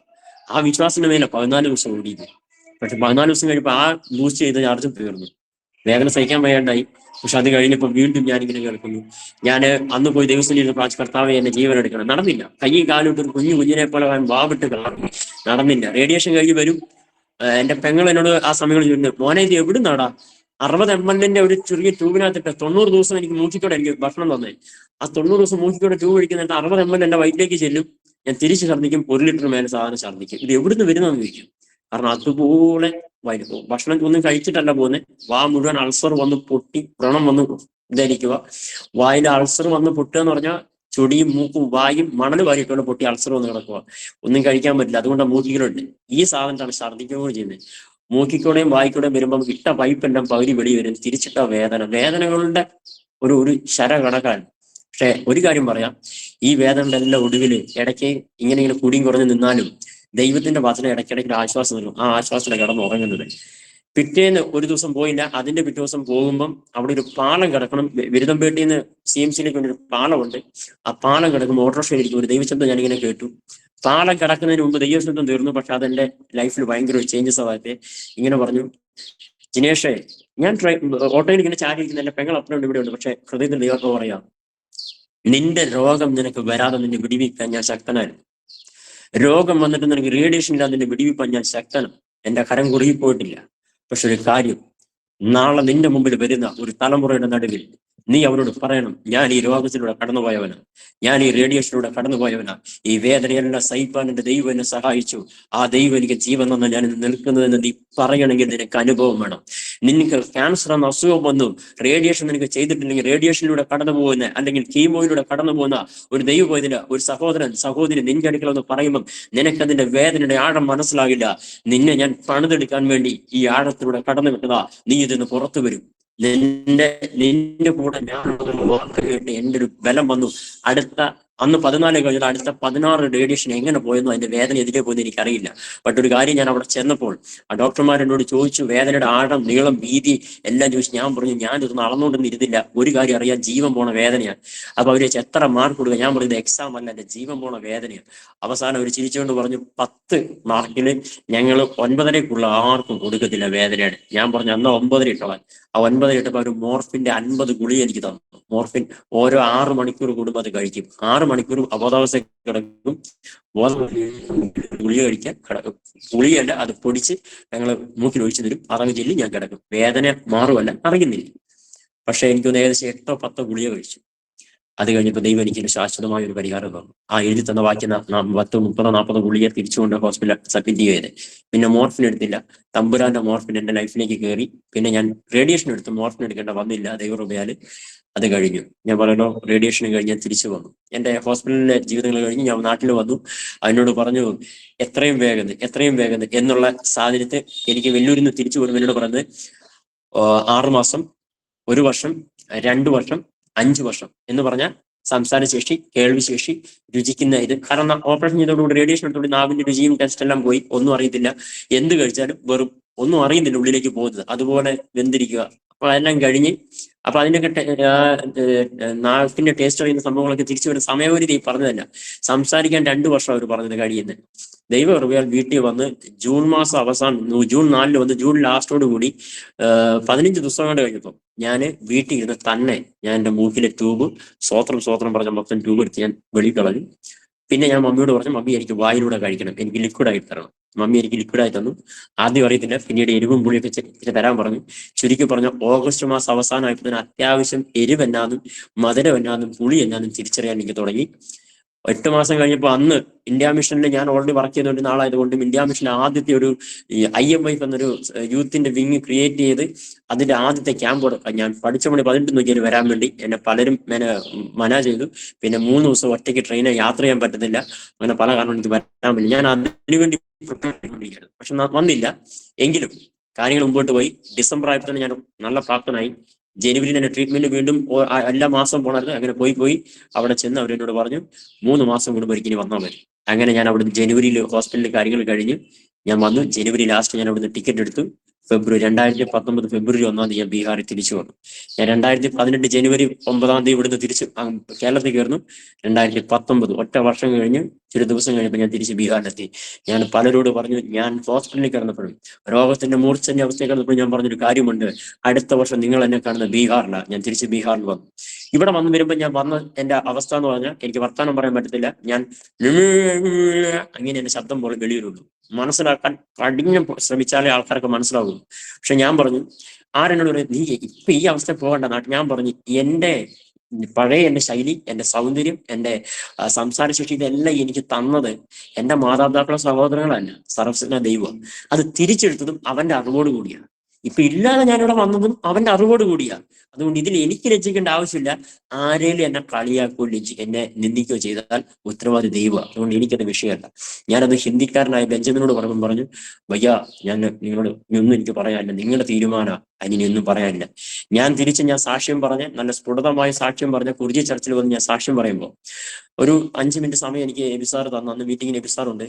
സാക്ഷ്യം പറഞ്ഞുകൊണ്ടിരുമ്പോൾ ഞാൻ പറഞ്ഞു, എന്റെ മനസ്സിൽ വന്നൊരു ചിന്തയായതുകൊണ്ട് ഞാൻ പറഞ്ഞു, ഒരു പട്ടാളക്കാരനെ രാജ്യം വിളിച്ച് അവനെ വെറും ഒരു പട്ടാളക്കാരനായി നിൽക്കാൻ പോകുന്ന അവന് കൊടുക്കുന്ന ട്രെയിനിങ് അല്ല ബോർഡറിൽ ഫുൾ ടൈം ആക്റ്റീവായി നിൽക്കുന്ന ഒരു ഇതിന് കൊടുക്കുന്നത്. ഇവർക്ക് കൊടുക്കുന്ന ട്രെയിൻ അല്ല ഈ സ്ക്വാഡില് പല സ്പെഷ്യൽ സ്ക്വാഡിൽ നിൽക്കുന്ന ആൾക്കാർക്ക് കൊടുക്കുന്ന ട്രെയിനിങ് അതല്ല. ഇവർക്ക് ആർക്കും കിട്ടുന്നതല്ല. ഒരു Z കാറ്റഗറിയിലുള്ള ഒരു സെക്യൂരിറ്റി ഫോഴ്സിന് കൊടുക്കുന്നത്. അവർക്ക് ബ്രില്യൻ്റ്, അവർക്ക് അതുപോലെ ടഫ് ട്രെയിനിങ് ആണ്. അപ്പൊ അത് വെച്ചിട്ട് ഞാൻ ആ കാര്യം പറഞ്ഞപ്പോൾ ഞാൻ ഈ ഭോജി ഒരു സോൾജിയറിന് ഹിന്ദിയിൽ എന്നാ പറയുന്ന അറിയാൻ ഞാൻ സാറിനോട് തിരിച്ച് ചോദിക്കുമ്പോൾ സാർ ഒന്ന് കരയുക. ഞാൻ തിരിഞ്ഞു നോക്കുമ്പോൾ ഓഡിയൻസ് എല്ലാ ആന്റിമാരും അങ്കിളെല്ലാവരും എന്നെ പരിചയമുള്ള എല്ലാവരും കൂട്ടൊക്കെ. ഞാൻ പറഞ്ഞു, നിങ്ങളെ കരയിപ്പിക്കല്ല. അന്ന് ഞാൻ അവരുടെ മുമ്പിൽ നിന്നൊരു വേറൊരു കാര്യം പറഞ്ഞു, നിങ്ങളോട് ഞാൻ എന്റെ ഹൃദയത്തിൽ തന്നെ ഒരു കാര്യം പറയാം. ഇന്ന് നിങ്ങളുടെ മുമ്പിൽ നിൽക്കുമ്പോൾ എന്റെ വായി പല്ലില്ല, എന്റെ ശബ്ദം കേട്ട് എന്നോട് സഹതാപതൊന്നും നിങ്ങൾ കരയണ്ട. 1 വർഷം തികയുന്നതിന് മുമ്പ്, അല്ലെങ്കിൽ ഡോക്ടേഴ്സ്മാർ പറഞ്ഞ് 2 വർഷം കഴിയാതെ എന്റെ വായിൽ ഒരു പരിപാടി ചെയ്യാൻ പറ്റില്ല എന്ന് പറഞ്ഞ് ഞാൻ പറഞ്ഞ അതിന് മുമ്പേ എന്റെ ദൈവം ജീവനുള്ളതാണെങ്കിൽ എന്റെ വായിൽ ഞാൻ പല്ല് വന്നിരിക്കുന്നു. പല്ല് എങ്ങനെ വെച്ചിരിക്കുന്നു പറയുമ്പോൾ 10 പൈസ കയ്യിലുമില്ല, അതിനുള്ളൊരു ഒരു സാധ്യതകളും ഇല്ല. പക്ഷെ ഒരു കാര്യമുണ്ട്, അടുത്ത 6 മാസം 1 വർഷം ഞാൻ ഹോസ്പിറ്റലിൽ 3 മാസം ഒരു മിനിറ്റ്, ഞാൻ പാസ്റ്ററോട് ചോദിക്കുകയാണ്. പാസ്റ്റർ അവിടെ നിന്ന് പറഞ്ഞല്ലോ. അപ്പൊ ഞാനൊരു ജസ്റ്റ് ഒരു എക്സാമ്പിൾ കാണിക്കാം. അന്ന് ഇന്നുള്ളതിന്റെ 8 വർഷം ബില്ല് എന്ന് പറഞ്ഞ ആരംഭഘട്ടമാകുമ്പോൾ ഇതിന്റെ എത്രയോ മടങ്ങ് കൂടുതലായിരുന്നു. പക്ഷെ ഇപ്പം ഞാൻ ജസ്റ്റ് അതിന്റെ ഒരു എക്സാമ്പിൾ കാണിക്കാം. സോറി, വേറെ ഒന്നും കണ്ടു അതിന് ചോദിച്ചത് കൊണ്ട്. ഞാൻ ഇപ്പൊ പറയുമ്പോ എങ്ങനെയുണ്ട്? ഇപ്പൊ എന്റെ ശബ്ദം മാറുകയാണ്. ഇന്ന് ഇങ്ങനെയാ, കാരണം ഇവിടെ ഒന്നുമില്ല. ഒന്നുമില്ല. ആ സാധനത്തിൽ ഇതുപോലത്തെ ഒരു വെപ്പുകളിൽ മോണൽ മേലെണ്ണാക്കും എല്ലാം ഉള്ള ഒരു സാധനമാണ്. ഇത് ഇരിക്കുന്നതുകൊണ്ട് ഇതിന്റെ ശബ്ദം ക്ലിയർ. ഇത് വെച്ച് കഴിഞ്ഞാൽ ക്ലിയർ ആയി, ശബ്ദം മാറുന്ന മാറ്റമുണ്ടോ? അപ്പൊ ഒന്ന് ഓർത്ത് നോക്കണം, ഇന്ന് അകത്ത് ഓപ്പറേഷൻ ചെയ്ത ആ സ്ഥലം 8 വർഷം കൊണ്ട് നികന്ന് വന്ന് ഇപ്പോഴും ഒരു ചെറിയ ഹോൾ ഉണ്ട്. ആ ഹോൾ ഉള്ളതുകൊണ്ട് അത് മൂക്കും വായുമായിട്ട് ഒരേ ഡയറക്റ്റ് കണക്ട് ആണ്. ആ കണക്ട് എന്ന് പറഞ്ഞാൽ നമുക്ക് പെട്ടെന്നത് മനസ്സിലാകത്തില്ല.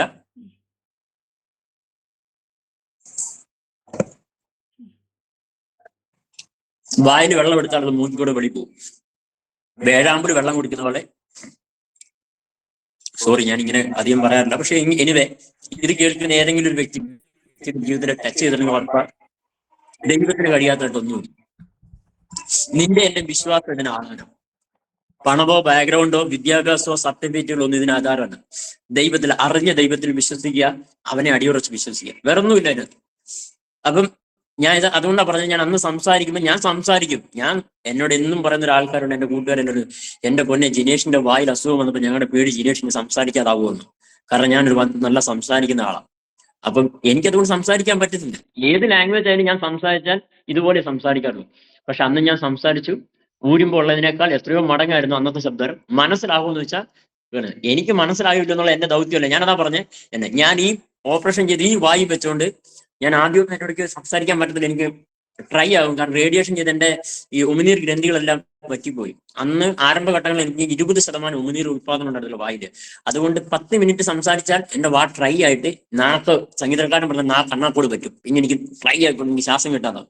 പക്ഷെ കൃപയാൽ അത് മാറി മാറി ഇന്നിപ്പം ഞാൻ 3 മണിക്കൂർ പ്രസംഗിച്ചാലും ഒരു തുള്ളി വെള്ളം കുടിച്ചില്ലെങ്കിൽ ഒരു കുഴപ്പമില്ല. ദൈവത്തിന്റെ കൃപ. കാരണം ദൈവം എന്നെ വേലയ്ക്ക് വിളിച്ചത്. അപ്പൊ ഇങ്ങനൊരു ഇതിൽ തന്നെ മുമ്പോട്ട് പോയാൽ ഞാൻ എങ്ങനെ മറ്റൊരുത്തിനോട് പറയാൻ പറ്റും? ദൈവം മാറ്റും, ദൈവം വിടുവിക്കും, ദൈവം ശക്തനാണ് എന്ന് നമ്മുടെ ജീവിതത്തിൽ തന്നെ കാണിക്കാൻ ദൈവം ചെയ്തൊരു അത്ഭുതം.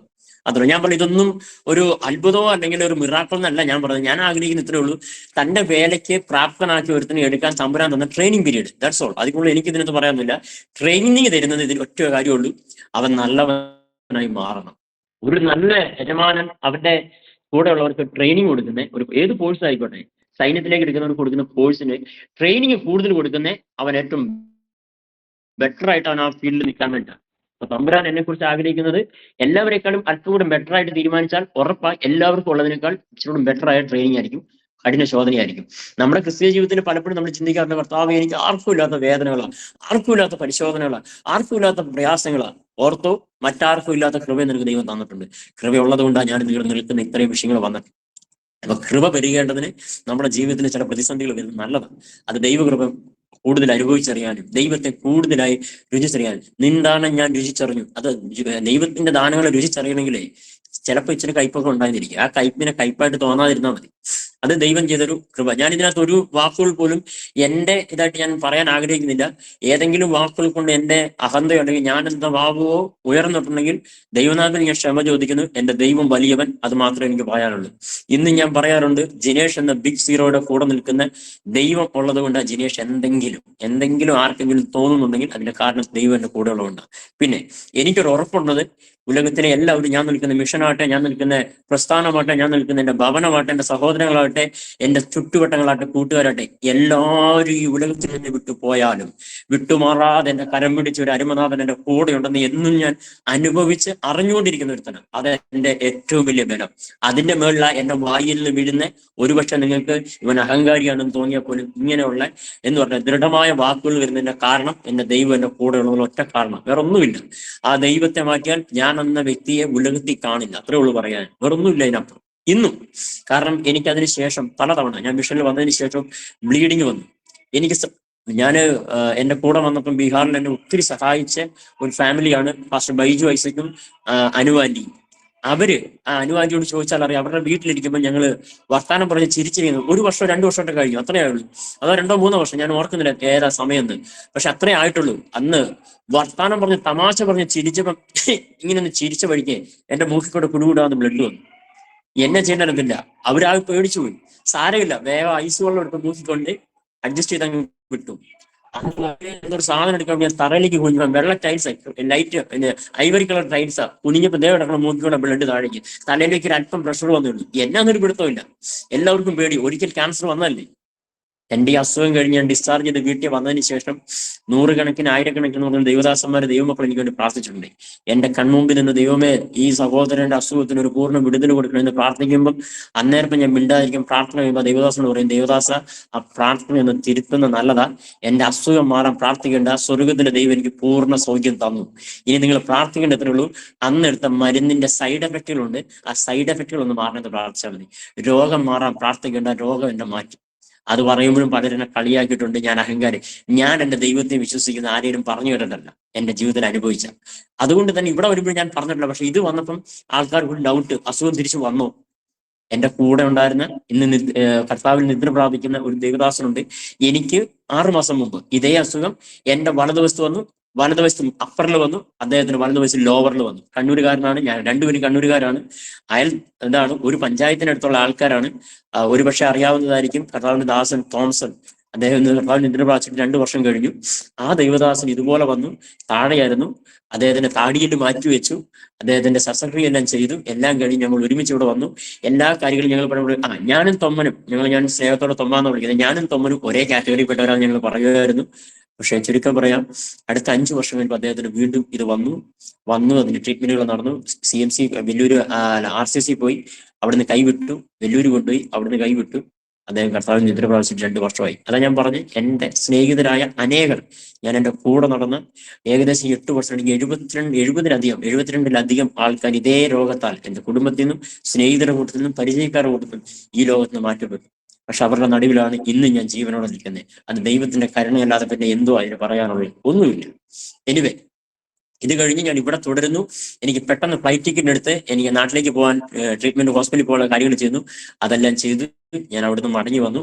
അസുഖമായില്ല. അവള് പറഞ്ഞു, അവിടെ ചില ഹോസ്പിറ്റലിൽ ചെല്ലും അവർ പറഞ്ഞു ഒരു കുഴപ്പമില്ല. ജിനേഷിന്റെ എല്ലാ ടെസ്റ്റിലും 3 മാസം കൂടുമ്പോൾ പിന്നീട് 6 മാസമായി, പിന്നീട് 1 വർഷമായി, അങ്ങനെ 5 വർഷമായിരുന്നു അവർ പറഞ്ഞ കാലാവധി. 5 വർഷം കഴിഞ്ഞ് 6 വർഷം കഴിഞ്ഞു. പക്ഷെ ആദ്യത്തെ 3 മാസം കഴിഞ്ഞ് ചെല്ലുമ്പോൾ തൊട്ട് അവർ പറഞ്ഞ കാര്യമുണ്ട്, Jinesh you are totally recovered. പക്ഷെ ഞങ്ങൾ മെഡിക്കൽ സയൻസ് ആണ്, ഞങ്ങൾക്ക് കുറച്ചുകൂടി വെയിറ്റ് ചെയ്യണം. അതാണ് അവർ പറഞ്ഞ 5 വർഷ കാലാവധി. അങ്ങനെ 5 വർഷം കഴിഞ്ഞ് 6 വർഷം കഴിഞ്ഞ് 7 വർഷം കഴിഞ്ഞ് 8 വർഷം കഴിഞ്ഞ് ദൈവകൃപയാൽ ഈ 2025 മാർച്ച് മാസം ഞാൻ ഹോസ്പിറ്റലിൽ പോയപ്പോൾ ഞാൻ പറഞ്ഞു, സാറേ നിങ്ങൾക്ക് ഇപ്പോൾ ഉറപ്പായല്ലോ എന്റെ അസുഖം പൂർണ്ണമായിട്ട് മാറിയെന്ന്. മെഡിക്കൽ സയൻസിന്റെ രീതിയിൽ നിങ്ങൾക്ക് 7 വർഷമായപ്പോൾ നിങ്ങൾ പൂർണ്ണമായിട്ട് വിശ്വസിക്കുന്നുണ്ടല്ലോ. ഓക്കെ, ഞാൻ സമ്മതിച്ചു.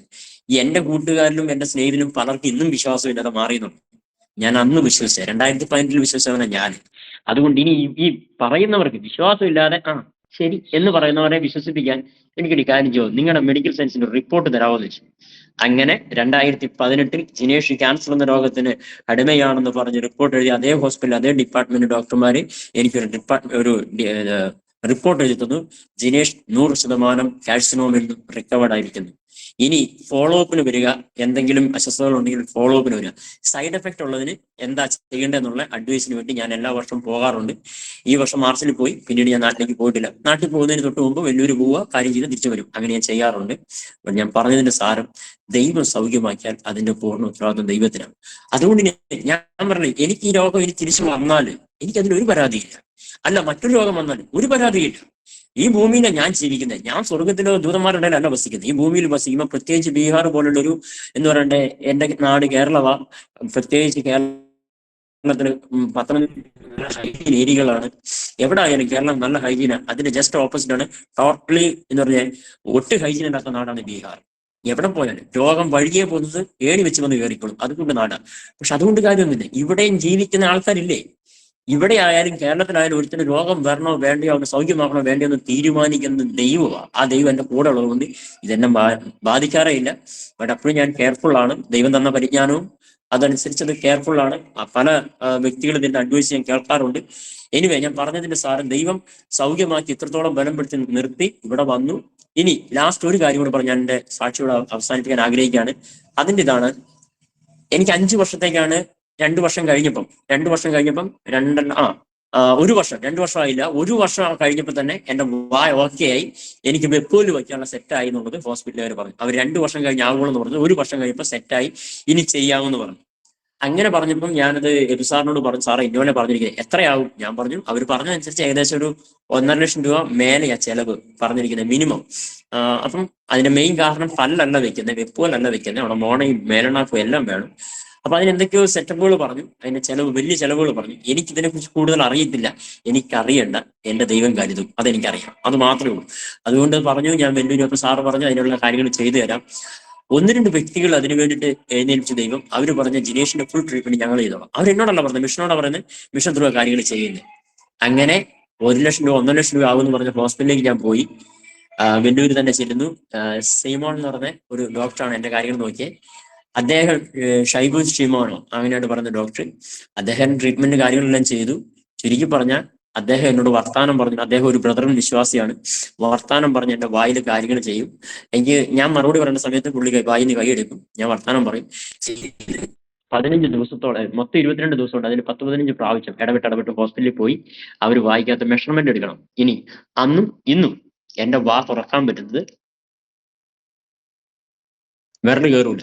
ഈ ഗ്യാപ്പിൽ എന്റെ വാ തുറക്കുള്ളൂ. അതിന്റെ കാരണം റേഡിയേഷൻ ചെയ്ത സമയത്ത് ഞാൻ പറഞ്ഞല്ലോ, വേദനയുടെ ആഴം കൂടി. നമ്മുടെ ശരീരത്തിൽ എന്തെങ്കിലും വേദന നമ്മൾ ഇങ്ങനെ കല്ല് കടിച്ചു പിടിച്ച് വേദന സഹിക്കും. വേദന കടിച്ചു പിടിച്ച് 90 ദിവസം വായ കൊണ്ട് സ്റ്റോക്കായി, ഈ ജോ രണ്ടും ലോക്കായി പോയി. അതിന് ചെയ്യണമെങ്കിൽ ഒരു വലിയ മേധ സർജറി ചെയ്ത് ഇത് മാറ്റാൻ പറ്റും. അല്ലെങ്കിൽ അന്ന് എക്സസൈസ് ചെയ്യണമല്ലോ. അന്ന് വേദനയിടയ്ക്ക് ആര് എക്സസൈസ് ചെയ്യാൻ പോകുന്നു, ചെയ്തില്ല. എനിക്ക് അങ്ങനെ ഒരു അഡ്വൈസും കിട്ടിയില്ലായിരുന്നു. 2 വർഷം കഴിഞ്ഞപ്പോഴാണ് എനിക്ക് പ്രോപ്പറായിട്ട് അഡ്വൈസ് കിട്ടുന്നത്. അപ്പത്തേനോ ഇത് ഓൾറെഡി ലോക്കായി പോയി, എനിക്ക് വാ തുറക്കണം. അപ്പം പല്ല് വെക്കാൻ ചെന്നപ്പോഴും അവർക്ക് മനസ്സിലായ എന്റെ വാ തുറക്കാൻ പറ്റില്ല. പിന്നെ അവർക്ക് അന്നേരം ഉള്ളത് ചെയ്യണം. അപ്പം ഇതിനകത്ത് വെപ്പൂല് വെക്കാണെങ്കിൽ ഗ്യാപ്പ് ഉള്ളതുകൊണ്ട് അതിലെ വിരലറിയും. പക്ഷെ 2 കടവാ പിടിച്ച് ഞെരിച്ച് വാ തുറന്ന ഒരു സാധനം അവർക്ക് ചെയ്യാൻ പറ്റുന്നില്ല. പിന്നെ എങ്ങനെ മെഷർമെന്റ് എടുക്കും? അതുകൊണ്ട് തന്നെ പല തവണ ചെയ്തിട്ടാണ് ഇതിന്റെ മെഷർമെന്റ് അങ്ങനെ കിട്ടിയ ഒരു പല്ല് വേറൊരു ഗുണം ചെയ്തു. ആ ഡോക്ടറെ ഞാനുമായിട്ട് മിഷൻ പ്രോഗ്രാമിനെ കുറിച്ചും കർത്താവിന്റെ വേലയ്ക്ക് എന്നെ ഇറങ്ങാനുള്ള സാഹചര്യത്തെ കുറിച്ച് അദ്ദേഹത്തോട് പറഞ്ഞു അവസാനം വന്നപ്പോൾ ചെന്നപ്പം എന്നോട് പറഞ്ഞു ഒരു 20,000 പേ ചെയ്യണം ഇപ്പം എന്ന് പറഞ്ഞു. ആദ്യം തന്നെ അതെ ഞാൻ പേ ചെയ്തിട്ടുണ്ടായിരുന്നില്ല. ശരിക്കും പറഞ്ഞു പോലെ ഞാൻ സാറേ ട്രീറ്റ്മെന്റ് എല്ലാം കഴിഞ്ഞു. ഇടയ്ക്കൊരിക്കൽ പോലും എന്നോട് പൈസ പേയ്മെന്റ് ചെയ്യുന്ന കാര്യം പറഞ്ഞില്ല. ലാസ്റ്റ് എന്നോട് ചോദിച്ചു, ഞാൻ സാറേ എല്ലാം കഴിഞ്ഞില്ലേ? സാറേ ഞാൻ പേയ്മെന്റ് ആദ്യം ചെയ്തോളൂ പിന്നെ എത്രയാണെന്ന് ചെയ്തത്? ഞാൻ 20K. ഓക്കെ അത് മതി, ഇനിയൊന്നും വേണ്ടെന്ന് പറഞ്ഞു. ആ 20K മുഴുവൻ പരിപാടി അന്ന് അദ്ദേഹം ഇങ്ങനെ വിട്ടു. അവിടുന്ന് അത് കഴിഞ്ഞു. അപ്പോഴും 12 ദിവസം നിൽക്കാനും ലോഡ്ജിന്റെ പൈസ, അതുപോലെ മറ്റു ചിലവ്, വരാൻ പോകാനും കൂടുതൽ നിൽക്കുന്നവർ. എനിക്ക് ആൾക്കാരുടെ ഇടയിൽ, അത് നോർത്തിലേക്കുള്ള യാത്ര നിങ്ങൾക്ക് അറിയാം, തിക്കും കൂട്ടത്തിനിടയ്ക്ക് നിൽക്കാൻ പറ്റത്തില്ല. തട്ടും മുട്ടൊക്കെ ചെയ്ത് കഴിഞ്ഞാൽ നല്ല സുഖമായിരിക്കും എനിക്ക്. ഒരു പ്രാവശ്യം ഞാൻ ബീഹാറിൽ വന്നിട്ട് ഗതികേട് കൊണ്ട് ഒരു സ്ലീപ്പറിൽ യാത്ര ചെയ്തു. ഒരു നല്ലൊരു ഇടി കിട്ടി, വായിക്കൂടെ കുടുകൂടാ ചോര വന്നു. അവരോട് എനിക്ക് പറയാനും പറ്റത്തില്ല, എന്റെ കയ്യിലെ ലഗേജ് കളയാനും വരാം. റിസർവ്ഡ് കൺഫേം ടിക്കറ്റ് എനിക്കുള്ളവനാ, എന്റെ സീറ്റിൽ എനിക്ക് പോകാൻ പറ്റിയിട്ടില്ല, തിരക്ക് കാരണം. അങ്ങനെ വന്ന് അന്നുകൊണ്ട് ഞാൻ നിർത്തിയതാ. ദൈവകൃപയാൽ പോകുവാണെങ്കിൽ ഒന്നുകിലെ ബൈക്ക് ഓടിച്ച് 200 കിലോമീറ്ററോടെ ഞാൻ ബൈക്ക് ഓടിച്ചു പോകും, എന്നാലും ഞാൻ കൺഫേം ടിക്കറ്റ് ഇല്ലാതെ പോകത്തില്ല. അതുപോലെ സ്ലീപ്പർ യാത്രകളുമില്ല. സ്ലീപ്പർ യാത്ര അറിയാൻ ചില വഴികളിൽ തിരക്കില്ല, അടുത്താണ്, പെട്ടെന്ന് പോകുന്ന 1 മണിക്കൂർ 2 മണിക്കൂറൊക്കെ ആണെങ്കിൽ ഞാൻ പോകും. ഇല്ല ഞാൻ പറയും എവിടുന്ന് കാശ് ഉണ്ടാക്കിയിട്ടാണ് ഞാൻ സ്വന്തം കാശ് കൊടുത്ത് ടിക്കറ്റ് AC എടുക്കും. കാരണം നമുക്ക് മിഷൻ എല്ലാത്തിനും ഉള്ളൊരു ലിമിറ്റേഷൻ ഉണ്ട്. ചെയ്യുമ്പോൾ എല്ലാവർക്കും ഒരുപോലുള്ള ആരും പാഷ്വാലിറ്റി കാണിക്കാൻ പറ്റില്ല. അതുകൊണ്ട് മിഷന്റെ ഒരു ഇതുണ്ട്, ആ ലെവൽ വെച്ച് അവർക്ക് സ്ലീപ്പർ ടിക്കറ്റ് കൊടുക്കുള്ളൂ, മതി. അതിന്റെ ബാക്കി പൈസ ഞാൻ കൈ നേരിട്ട് ഞാൻ പോകും. പക്ഷെ ഞാൻ പോകത്തില്ല. അത് അഹങ്കാരം കൊണ്ട്, ഞാൻ വലിയ പുള്ളി ആയതുകൊണ്ടല്ല, എന്റെ ഹെൽത്തിന്റെ ഇത് നോക്കാൻ. അതാ ഞാൻ ആദ്യം പറഞ്ഞ ഞാൻ ചില കാര്യങ്ങളൊക്കെ ഞാൻ കെയർ ചെയ്യാറുണ്ടെന്നുള്ളത്. അങ്ങനെ പോയി മിനിസ്ട്രികൾക്ക് പോകുന്നു. അവിടുന്ന് വന്ന് ഞാൻ നാട്ടിലേക്ക് പോകുന്നു. എല്ലാത്തിനും ചിലവുണ്ട്. എന്തായാലും എല്ലാം കൂടെ ആകെ മൊത്തം 40,000 രൂപയ്ക്ക് എന്റെ പണി കഴിഞ്ഞു. എനിക്ക് പൈസ ഇട്ട് തന്ന ആളോട് പറഞ്ഞു 40 രൂപയായിരുന്നു ആദ്യത്തെ ഗഡു ഇട്ട് തന്നെ, ഇനി ഒറ്റ പൈസ തരണ്ട, അതിലൊരു 5,000 രൂപ ബാലൻസ് ഉണ്ട്, അതെന്നാ ചെയ്യണ്ടേ, അത് ബ്രദർ എടുത്തോളാൻ പറഞ്ഞു. അങ്ങനെ എന്റെ മൊത്തം 40,000 രൂപയ്ക്ക് എന്റെ ഈ 1.5 ലക്ഷം രൂപയുടെ പല്ലുവെപ്പിന്റെ പണി കഴിഞ്ഞു. അവരന്ന് തന്ന പല്ലിന് 5 വർഷം കാലാവധി ഉണ്ട്. അതിനിടയ്ക്ക് ഇതിന് ക്ലാവ്, ഒരു വയസ്സ് ചൊവ്വ ടേസ്റ്റ് മാറി. 5 വർഷം കഴിഞ്ഞു, 5.5 വർഷമായി. എന്റെ മനസ്സിലായ ടെൻഷൻ. ഞാൻ അതിനിടയ്ക്ക് മൊബൈലിന്റെ റീൽസ് നോക്കിയാൽ എപ്പോഴും കാണും പല്ല് നല്ല അടിപൊളിയായിട്ട് വൃത്തികേടായിട്ടിരിക്കുന്ന പല്ലൊക്കെ നല്ല അടിപൊളിയാക്കി ചെയ്ത പല ഡെന്റൽ കോളേജുകളുടെ പരസ്യം, ഡോക്ടർമാരുടെ പരസ്യം, ഇതൊക്കെ ഞാൻ കാണുമ്പോൾ പറയും കർത്താവ് എന്റെ പല്ല് എന്തെങ്കിലും ഇങ്ങനെ ആവുമോ? കാരണം റേഡിയേഷൻ ചെയ്ത് എന്റെ പല്ല് മുഴുവൻ ഇനാമിൽ പോയിട്ട് കറ പിടിച്ചു. അതായത് നോർത്ത് ഇന്ത്യയിലുള്ളവര് ഈ വായിൽ കുടുക്കയും മറ്റു സാധനം ഇട്ട് ചവയ്ക്കുന്നവരുടെ പല്ല് എങ്ങനെയോ അതുപോലെ. അതിനിടയ്ക്ക് ഞാൻ ഒരു കാര്യം കൂടി പറയാട്ടോ, വേറെ തോന്നല്. 2 കാര്യം ഞാൻ എന്റെ ശരീരത്തിൽ ഞാൻ ഏറ്റവും ഇഷ്ടപ്പെട്ട 2 കാര്യം ഉണ്ടായിരുന്നു. ഒന്ന് എന്റെ താടി, 2 എന്റെ പല്ല്. എനിക്ക് നോർത്ത് ഇന്ത്യയിലെ ബീഹാറികളെ കാണുമ്പോൾ ഏറ്റവും സങ്കടവും കലി കയറുന്ന ഒരു കാര്യം, ഈ മുറുക്ക് തുപ്പി ട്രെയിനിൽ വരുന്നു, നീട്ടിയൊരു തുപ്പുണ്ട്. ഈ പല്ലും ഇവരുടെ ഈ തുപ്പും എനിക്ക് കണ്ണെടുത്താൽ കണ്ടുകൂടായിരുന്നു. ഞാൻ ബീഹാറിൽ വന്നവരാണ്. 2 എന്റെ താടിയിൽ തൊടാനോ താടി സെറ്റാക്കാനോ ഞാൻ സമ്മതിക്കില്ല. അതിന്റെ ഭയങ്കര ഈ 2 കാര്യം തമ്പുരാൻ ഇതോടുകൂടി തകർത്തു. എന്റെ താടി മുഴുവൻ പൊഴിഞ്ഞുപോയി. പിന്നെ ഞാൻ ഇപ്പോഴും മെയിൻറ്റെയിൻ ചെയ്യുവാണ് അതൊന്ന് സെറ്റാക്കി കൊണ്ടുവരാൻ. പക്ഷെ എന്റെ താടി ഇപ്പോഴും ആയിട്ടില്ലെന്നുള്ളതാണ് ഒരു സത്യം. 2 പല്ല് ജീവിതത്തിൽ എനിക്കൊരു ബീഹാറിനെ കുറ്റം പറയാൻ പറ്റില്ല. കാരണം അവരുടെ വായിലെ പല്ലിനേക്കാളും കടകട്ടവനായി മാറി എന്റെ പല്ല്. അങ്ങനെ കിടക്കുന്ന സാഹചര്യത്താണ് ഞാനിത് പറയുന്നത്. ഞാൻ പറഞ്ഞു, കർത്താവെ എന്റെ പല്ലൊന്ന് സെറ്റാക്കാൻ പറ്റുമോ, എന്തെങ്കിലും ചെയ്യാൻ പറ്റുമോ എന്നിങ്ങനെ ഞാൻ പല പ്രാവശ്യം എന്റെ മനസ്സുകൊണ്ട് ഇങ്ങനെ ചിന്തിച്ചു. അങ്ങനെ അവിടുത്തെ ഹോസ്പിറ്റലിലെ ട്രീറ്റ്മെന്റും കാര്യങ്ങളെല്ലാം കഴിഞ്ഞ് ഇവിടെ വന്നു. രണ്ടാമത് പല്ല് വെക്കാൻ പോയി. ആ കാര്യങ്ങൾ ദൈവം അവിടെ ചെയ്തു. 5.5 വർഷം കഴിഞ്ഞ് ഞാൻ റീൽസുകളെല്ലാം കണ്ടു. പലതും ഞാൻ കണ്ട് സേവ് ചെയ്ത് വെച്ചു. എന്റെ വാട്സാപ്പിലും ഗൂഗിളിലും യൂട്യൂബിലും ഒക്കെ ഞാൻ എവിടെയൊക്കെ സേവ് ചെയ്ത് എന്നെ സേവ് ചെയ്ത് വെച്ചു. എനിക്കൊരു വിശ്വാസമുണ്ട്, എന്തെങ്കിലും ഒരു ദൈവം ഏതെങ്കിലും ഒരു വഴി തുറക്കും. പക്ഷെ എവിടെയെന്നല്ല, ആരോടും ചോദിക്കത്തുമില്ല. അതാണ് ഏറ്റവും വലിയ കുഴപ്പം. അങ്ങനെ അതങ്ങ് കഴിഞ്ഞു പോയി. ദിവസങ്ങൾ കഴിഞ്ഞു. 6 മാസം എക്സ്ട്രാ ആയി കഴിഞ്ഞപ്പം എനിക്ക് നിർവൃത്തിയില്ല. വായിക്ക് ഭയങ്കര ചുവ. ഞാൻ പലപ്പോഴും പല്ല് ഊരി വെക്കാറുണ്ട്. അങ്ങനെ ഒരു ദിവസം ഞാൻ പറഞ്ഞു കേട്ടറിഞ്ഞു, ബാംഗ്ലൂര്, കർണാടകയില് ഒത്തിരി സ്ഥലത്ത് ബാംഗ്ലൂരൊക്കെ ഡെന്റൽ കോളേജുകളിൽ ചെന്ന് കഴിഞ്ഞാൽ ചെറിയ പൈസയ്ക്ക് ഒരു പല്ലിന്റെ പരിപാടി ഞാൻ ചെയ്തു കൊടുക്കും. അപ്പൊ ഞാനൊരു ട്രൈ ചെയ്യാം, അവിടെ പോയി അന്വേഷിക്കാം എന്ന് കരുതി ഞാൻ ബീഹാറിൽ നിന്ന് ഞാൻ നാട്ടിലേക്ക് പോകാൻ ബാംഗ്ലൂർക്ക് ടിക്കറ്റ് എടുത്തു. ടിക്കറ്റ് എടുത്തു കഴിഞ്ഞതിന് ശേഷം ഞാൻ എബി സാറിനോട്, എബിങ്ങളോട് പറഞ്ഞു, അങ്ങളെ ഞാൻ നാട്ടിൽ പോവുക. അതിന് ശേഷം ഇപ്പൊ പോകുന്നു. ഞാൻ പറഞ്ഞു, അങ്ങളെ ഇന്നതാ കാരണം, എന്റെ കാലാവധി കഴിഞ്ഞു പല്ലിന്റെ. ബാംഗ്ലൂർ പോയാൽ എനിക്കുണ്ടെന്ന് കേട്ടറിവുണ്ട്. എവിടാന്ന് എനിക്ക് അറിയത്തില്ല, പോയി അന്വേഷിച്ചു കഴിഞ്ഞു. ഇപ്പൊ എന്റെ ബാംഗ്ലൂർ ആ ലൊക്കേഷനുള്ള പല സുഹൃത്തുക്കളെ വിളിക്കുന്ന ഞാൻ എല്ലാം പിന്നീട് ചെയ്തുള്ളൂ. ഞാൻ പോവുക 1 മാസം കഴിക്കുന്നു. അപ്പൊ സാറിനോട്, ജിനേഷേ ഒരു കാര്യം ചെയ്താലും പോവല്ല, അതിന് മുമ്പ് ആളുടെ പേര് പറഞ്ഞ് അദ്ദേഹത്തെ കോണ്ടാക്ട് ചെയ്യാൻ ഇന്ന ആൾക്കാരെ ഒന്ന് കോണ്ടാക്ട് ചെയ്ത് നോക്ക്. അദ്ദേഹം വേറെ ആ പറയുന്ന ആളെ കോണ്ടാക്ട് ചെയ്താൽ കിട്ടും. അത് വേറെ ആരുമല്ല, ജോൺ കുര്യാക്കോസ് എന്ന് പറയുന്ന ഡെൻ കെയറിന്റെ മൂവാറ്റുപുഴയുള്ള അതിന്റെ MOD HOD ആണ്. അപ്പൊ അദ്ദേഹത്തിനോടൊന്ന് കോണ്ടാക്ട് ചെയ്യാൻ പറ്റുന്നു. ഞാൻ സാറ് പറഞ്ഞത് 2 പേരെ ഞാൻ കോണ്ടാക്ട് ചെയ്തപ്പോൾ അവർ 2 പേരും പറഞ്ഞൊരു കാര്യമുണ്ട്, ബ്രദറെ ഞങ്ങൾക്ക് ഇങ്ങനെ നേരിട്ടൊന്നും അറിയത്തില്ല, പിന്നെ ഇങ്ങനെയൊക്കെ ചെയ്യാവോ എന്ന് ഞങ്ങൾ എങ്ങനെയാ ചോദിക്കുന്നത്. അപ്പോഴെനിക്ക് മനസ്സിലായി, മാനുഷികമായി നമ്മൾ ഏത് വഴി പോലും ഒരുതപ്പെട്ട വഴി എല്ലാം അടയാറേ ഉള്ളൂ. പിന്നെ ഒറ്റ കുഴപ്പമുള്ളൂ, നേരെ കണ്ണ് മുകളിലേക്ക് എടുത്ത് ഞാൻ എന്റെ കണ്ണ് പർവ്വതങ്ങളിലേക്ക് എടുത്ത് എനിക്ക് സഹായം എടുത്തു. അവിടുന്ന് വരാനുള്ളൂ, കറക്റ്റായ സഹായം വരാൻ അവിടുന്ന് ഉള്ളൂ. ബാക്കിയൊക്കെ പരിമിതികളും ഉണ്ടാകും, കണക്കുകളും ഉണ്ടാകും. നമ്മൾ തിരിച്ച് കടപ്പാട് അവരുടെ നന്ദി ഇട്ട് നമ്മൾ കുമ്പിട്ട് നിന്നില്ലെങ്കിൽ അതെല്ലാം നമുക്ക് നിന്നേം പരിഹാസം കേൾക്കേണ്ടി വരും. പക്ഷെ ഉയരത്തിൽ നിന്ന് ദൈവം നന്മകൾ ചെയ്യാൻ നോക്കിയാൽ ഒരു ഇതുമില്ല. ദൈവത്തോട് നന്ദി നമ്മുടെ ജീവിതം കൊണ്ട് കാണിച്ചാൽ മതി. പ്രത്യേകിച്ച് പോയി വണങ്ങാനും കുമ്പിടാനും നിൽക്കേണ്ട ആവശ്യമില്ല. അത് ദൈവം ചെയ്തൊരു അത്ഭുതമാണ്. എന്തായാലും സാറത് പറഞ്ഞു. ഞാൻ പിന്നെ സാറിനോട് മറുപടി ഒന്നും പറയാൻ വേണ്ടി, സാറ് പറഞ്ഞവർ എനിക്ക് ഹെൽപ്പ് ചെയ്തില്ല എന്ന്, അവർക്ക് പറ്റില്ല എന്നുള്ളത് അവരുടെ നിസ്സഹായ സഹോദരമാണ്. ഇപ്പൊ ഞാനായാലും നമുക്ക് അങ്ങനെ എപ്പോഴും എല്ലാവർക്കും ചെയ്യാൻ പറ്റില്ല. ഇത് ഞാൻ ഈ ഒരു കാര്യത്തിലല്ല പറഞ്ഞു, എന്റെ പല അനുഭവത്തിന്റെ ബേസിലാണ് ഞാൻ അങ്ങനെ ഒരു കോമൺ ഒരു കമന്റ് പറഞ്ഞു. എനിവേ, ഈ വിഷയത്തിൽ ഇങ്ങനെ കഴിഞ്ഞു. പോകുന്നതിന് ചില ദിവസം മുമ്പ് വീണ്ടും ഞാനും സാറും കൂടെ ചണ്ടിയിൽ, ഇവിടെ ഒരു സ്ഥലമാണ്, അവിടെ വെച്ച് കണ്ടിട്ട് പറഞ്ഞു, സാർ വിളിച്ചു, എന്താ ജിനേഷ് കാര്യം? ഞാൻ പറഞ്ഞു, സാറേ അവർക്ക് ഒന്നും പറ്റൂല എന്നാ പറഞ്ഞു. ഞാൻ എന്തായാലും ബാംഗ്ലൂർക്ക് തന്നെ പോകാൻ തീരുമാനിച്ചു. ഒരു മിനിറ്റ്, ഞാനൊന്ന് സാറ് നേരിട്ട് ആ വ്യക്തിക്ക് ഒരു മെസ്സേജ് ടൈപ്പ് ചെയ്ത് വിട്ടു. ആ വ്യക്തി അത് നേരെ സാറിന് റിപ്ലൈ കൊടുത്തു, ഈ ദൈവദാസനോട് എന്നെ ഒന്ന് കോൺടാക്ട് ചെയ്യാൻ പറയും. അങ്ങനെ എബി സാർ എനിക്ക് ഡോക്ടർ ജോൺ കുര്യാക്കോസിന്റെ നമ്പറും, സാറിനും സത്യത്തിൽ അന്ന് അത്ര അടുത്ത പരിചയമില്ല, പക്ഷെ എവിടെയൊക്കെ കണ്ട് സംസാരിക്കാൻ വേണ്ടി ഇതൊരു പരിചയം ഉണ്ടായിരുന്നു. അങ്ങനെ എനിക്ക് തന്നു. ഞാൻ വിളിച്ചു ചോദിച്ചപ്പോൾ എന്നോട് പറഞ്ഞു, ഒരു കാര്യം ചെയ്യും, നേരെ നാട്ടിൽ വന്നു കഴിയുമ്പോൾ എന്നെ ഒന്ന് വിളിക്കാൻ പറഞ്ഞു. അപ്പൊ എനിക്ക് അവിടുത്തെ വഴി ഓക്കെ. എന്നാലും തന്നെ പിന്നെ ഞാൻ ടിക്കറ്റ് ബാംഗ്ലൂർ വഴി ചെന്നു. ആ യാത്ര, അതിനിടയിൽ വേറൊരു സംഭവം നടന്നു. ദൈവത്തിന്റെ നാമബോധത്തിന് വേണ്ടി പറയാം. എന്റെ ജീവിതത്തിൽ ആദ്യമായിട്ട് കാണുന്ന ഒരു പാസ്റ്റർ എനിക്ക് വേണ്ടി പ്രാർത്ഥിക്കുകയാണ്. ആ പ്രാർത്ഥിക്കുന്നതിന് മുമ്പ് എന്റെ ജീവിതത്തിൽ വേറൊരു സംഭവം അതിനോട് ചേർന്നാണ്. 2023 ഞാൻ പ്രാർത്ഥിച്ചുകൊണ്ടിരിക്കുമ്പോൾ എന്റെ ജീവിതത്തിൽ, എന്റെ കുടുംബത്തിൽ ഒരു വലിയ അനർത്ഥം വരാൻ പോകുന്ന ദർശനം ദൈവം കാണിച്ചു തന്നു. ശക്തമായി പ്രാർത്ഥിച്ചു. ദൈവാത്മാവ് പറഞ്ഞു, നിങ്ങൾ എല്ലാവരും കുടുംബം ഒന്നടങ്ങുന്ന ദൈവസേനയെ മുട്ടുമടങ്ങാമോ. ഞാൻ അങ്ങനെ ഇവിടുന്ന് പറഞ്ഞു, ചടുപിടാന്ന് പറഞ്ഞ നാട്ടിലേക്ക് ഓടി. നാട്ടിൽ ചെന്ന് ഞാൻ അവിടെ ചെന്ന് വീട്ടുകാരോട് തന്നെ പറഞ്ഞു. എല്ലാവരും വന്നു, സഹോദരങ്ങൾ എല്ലാവരും വന്നു. ഞങ്ങൾ ഒരു സഹോദരിക്ക് മാത്രം വരാൻ പറ്റില്ല, ബാക്കി എല്ലാവരും ഒരു സ്ഥലത്ത് കൂടി ഞങ്ങൾ ശക്തമായ ദിവസത്തിൽ 3 ദിവസം ഉപവാസവും പ്രാർത്ഥനയായിട്ടിരുന്നു. ആ പ്രാർത്ഥനയുടെ ഒടുവിൽ, ആ പ്രാർത്ഥനയ്ക്ക് അന്ന് അവിടെ വന്ന ദൈവദാസൻ പോകുന്നതിന് മുമ്പ് ഞങ്ങൾ ചോദിച്ചു, ഞങ്ങളുടെ ഫാമിലി പ്രേയറിൽ ഒരു ദിവസം ഇരിക്കാവോ. വന്നു. അദ്ദേഹം ആലോചന പറഞ്ഞ് വന്ന ആലോചനയുടെ കൂടുതൽ അദ്ദേഹം ഒരു ആലോചന പറഞ്ഞു, ദൈവദാസന്റെ ആയുസ് തീരാൻ പോവുക.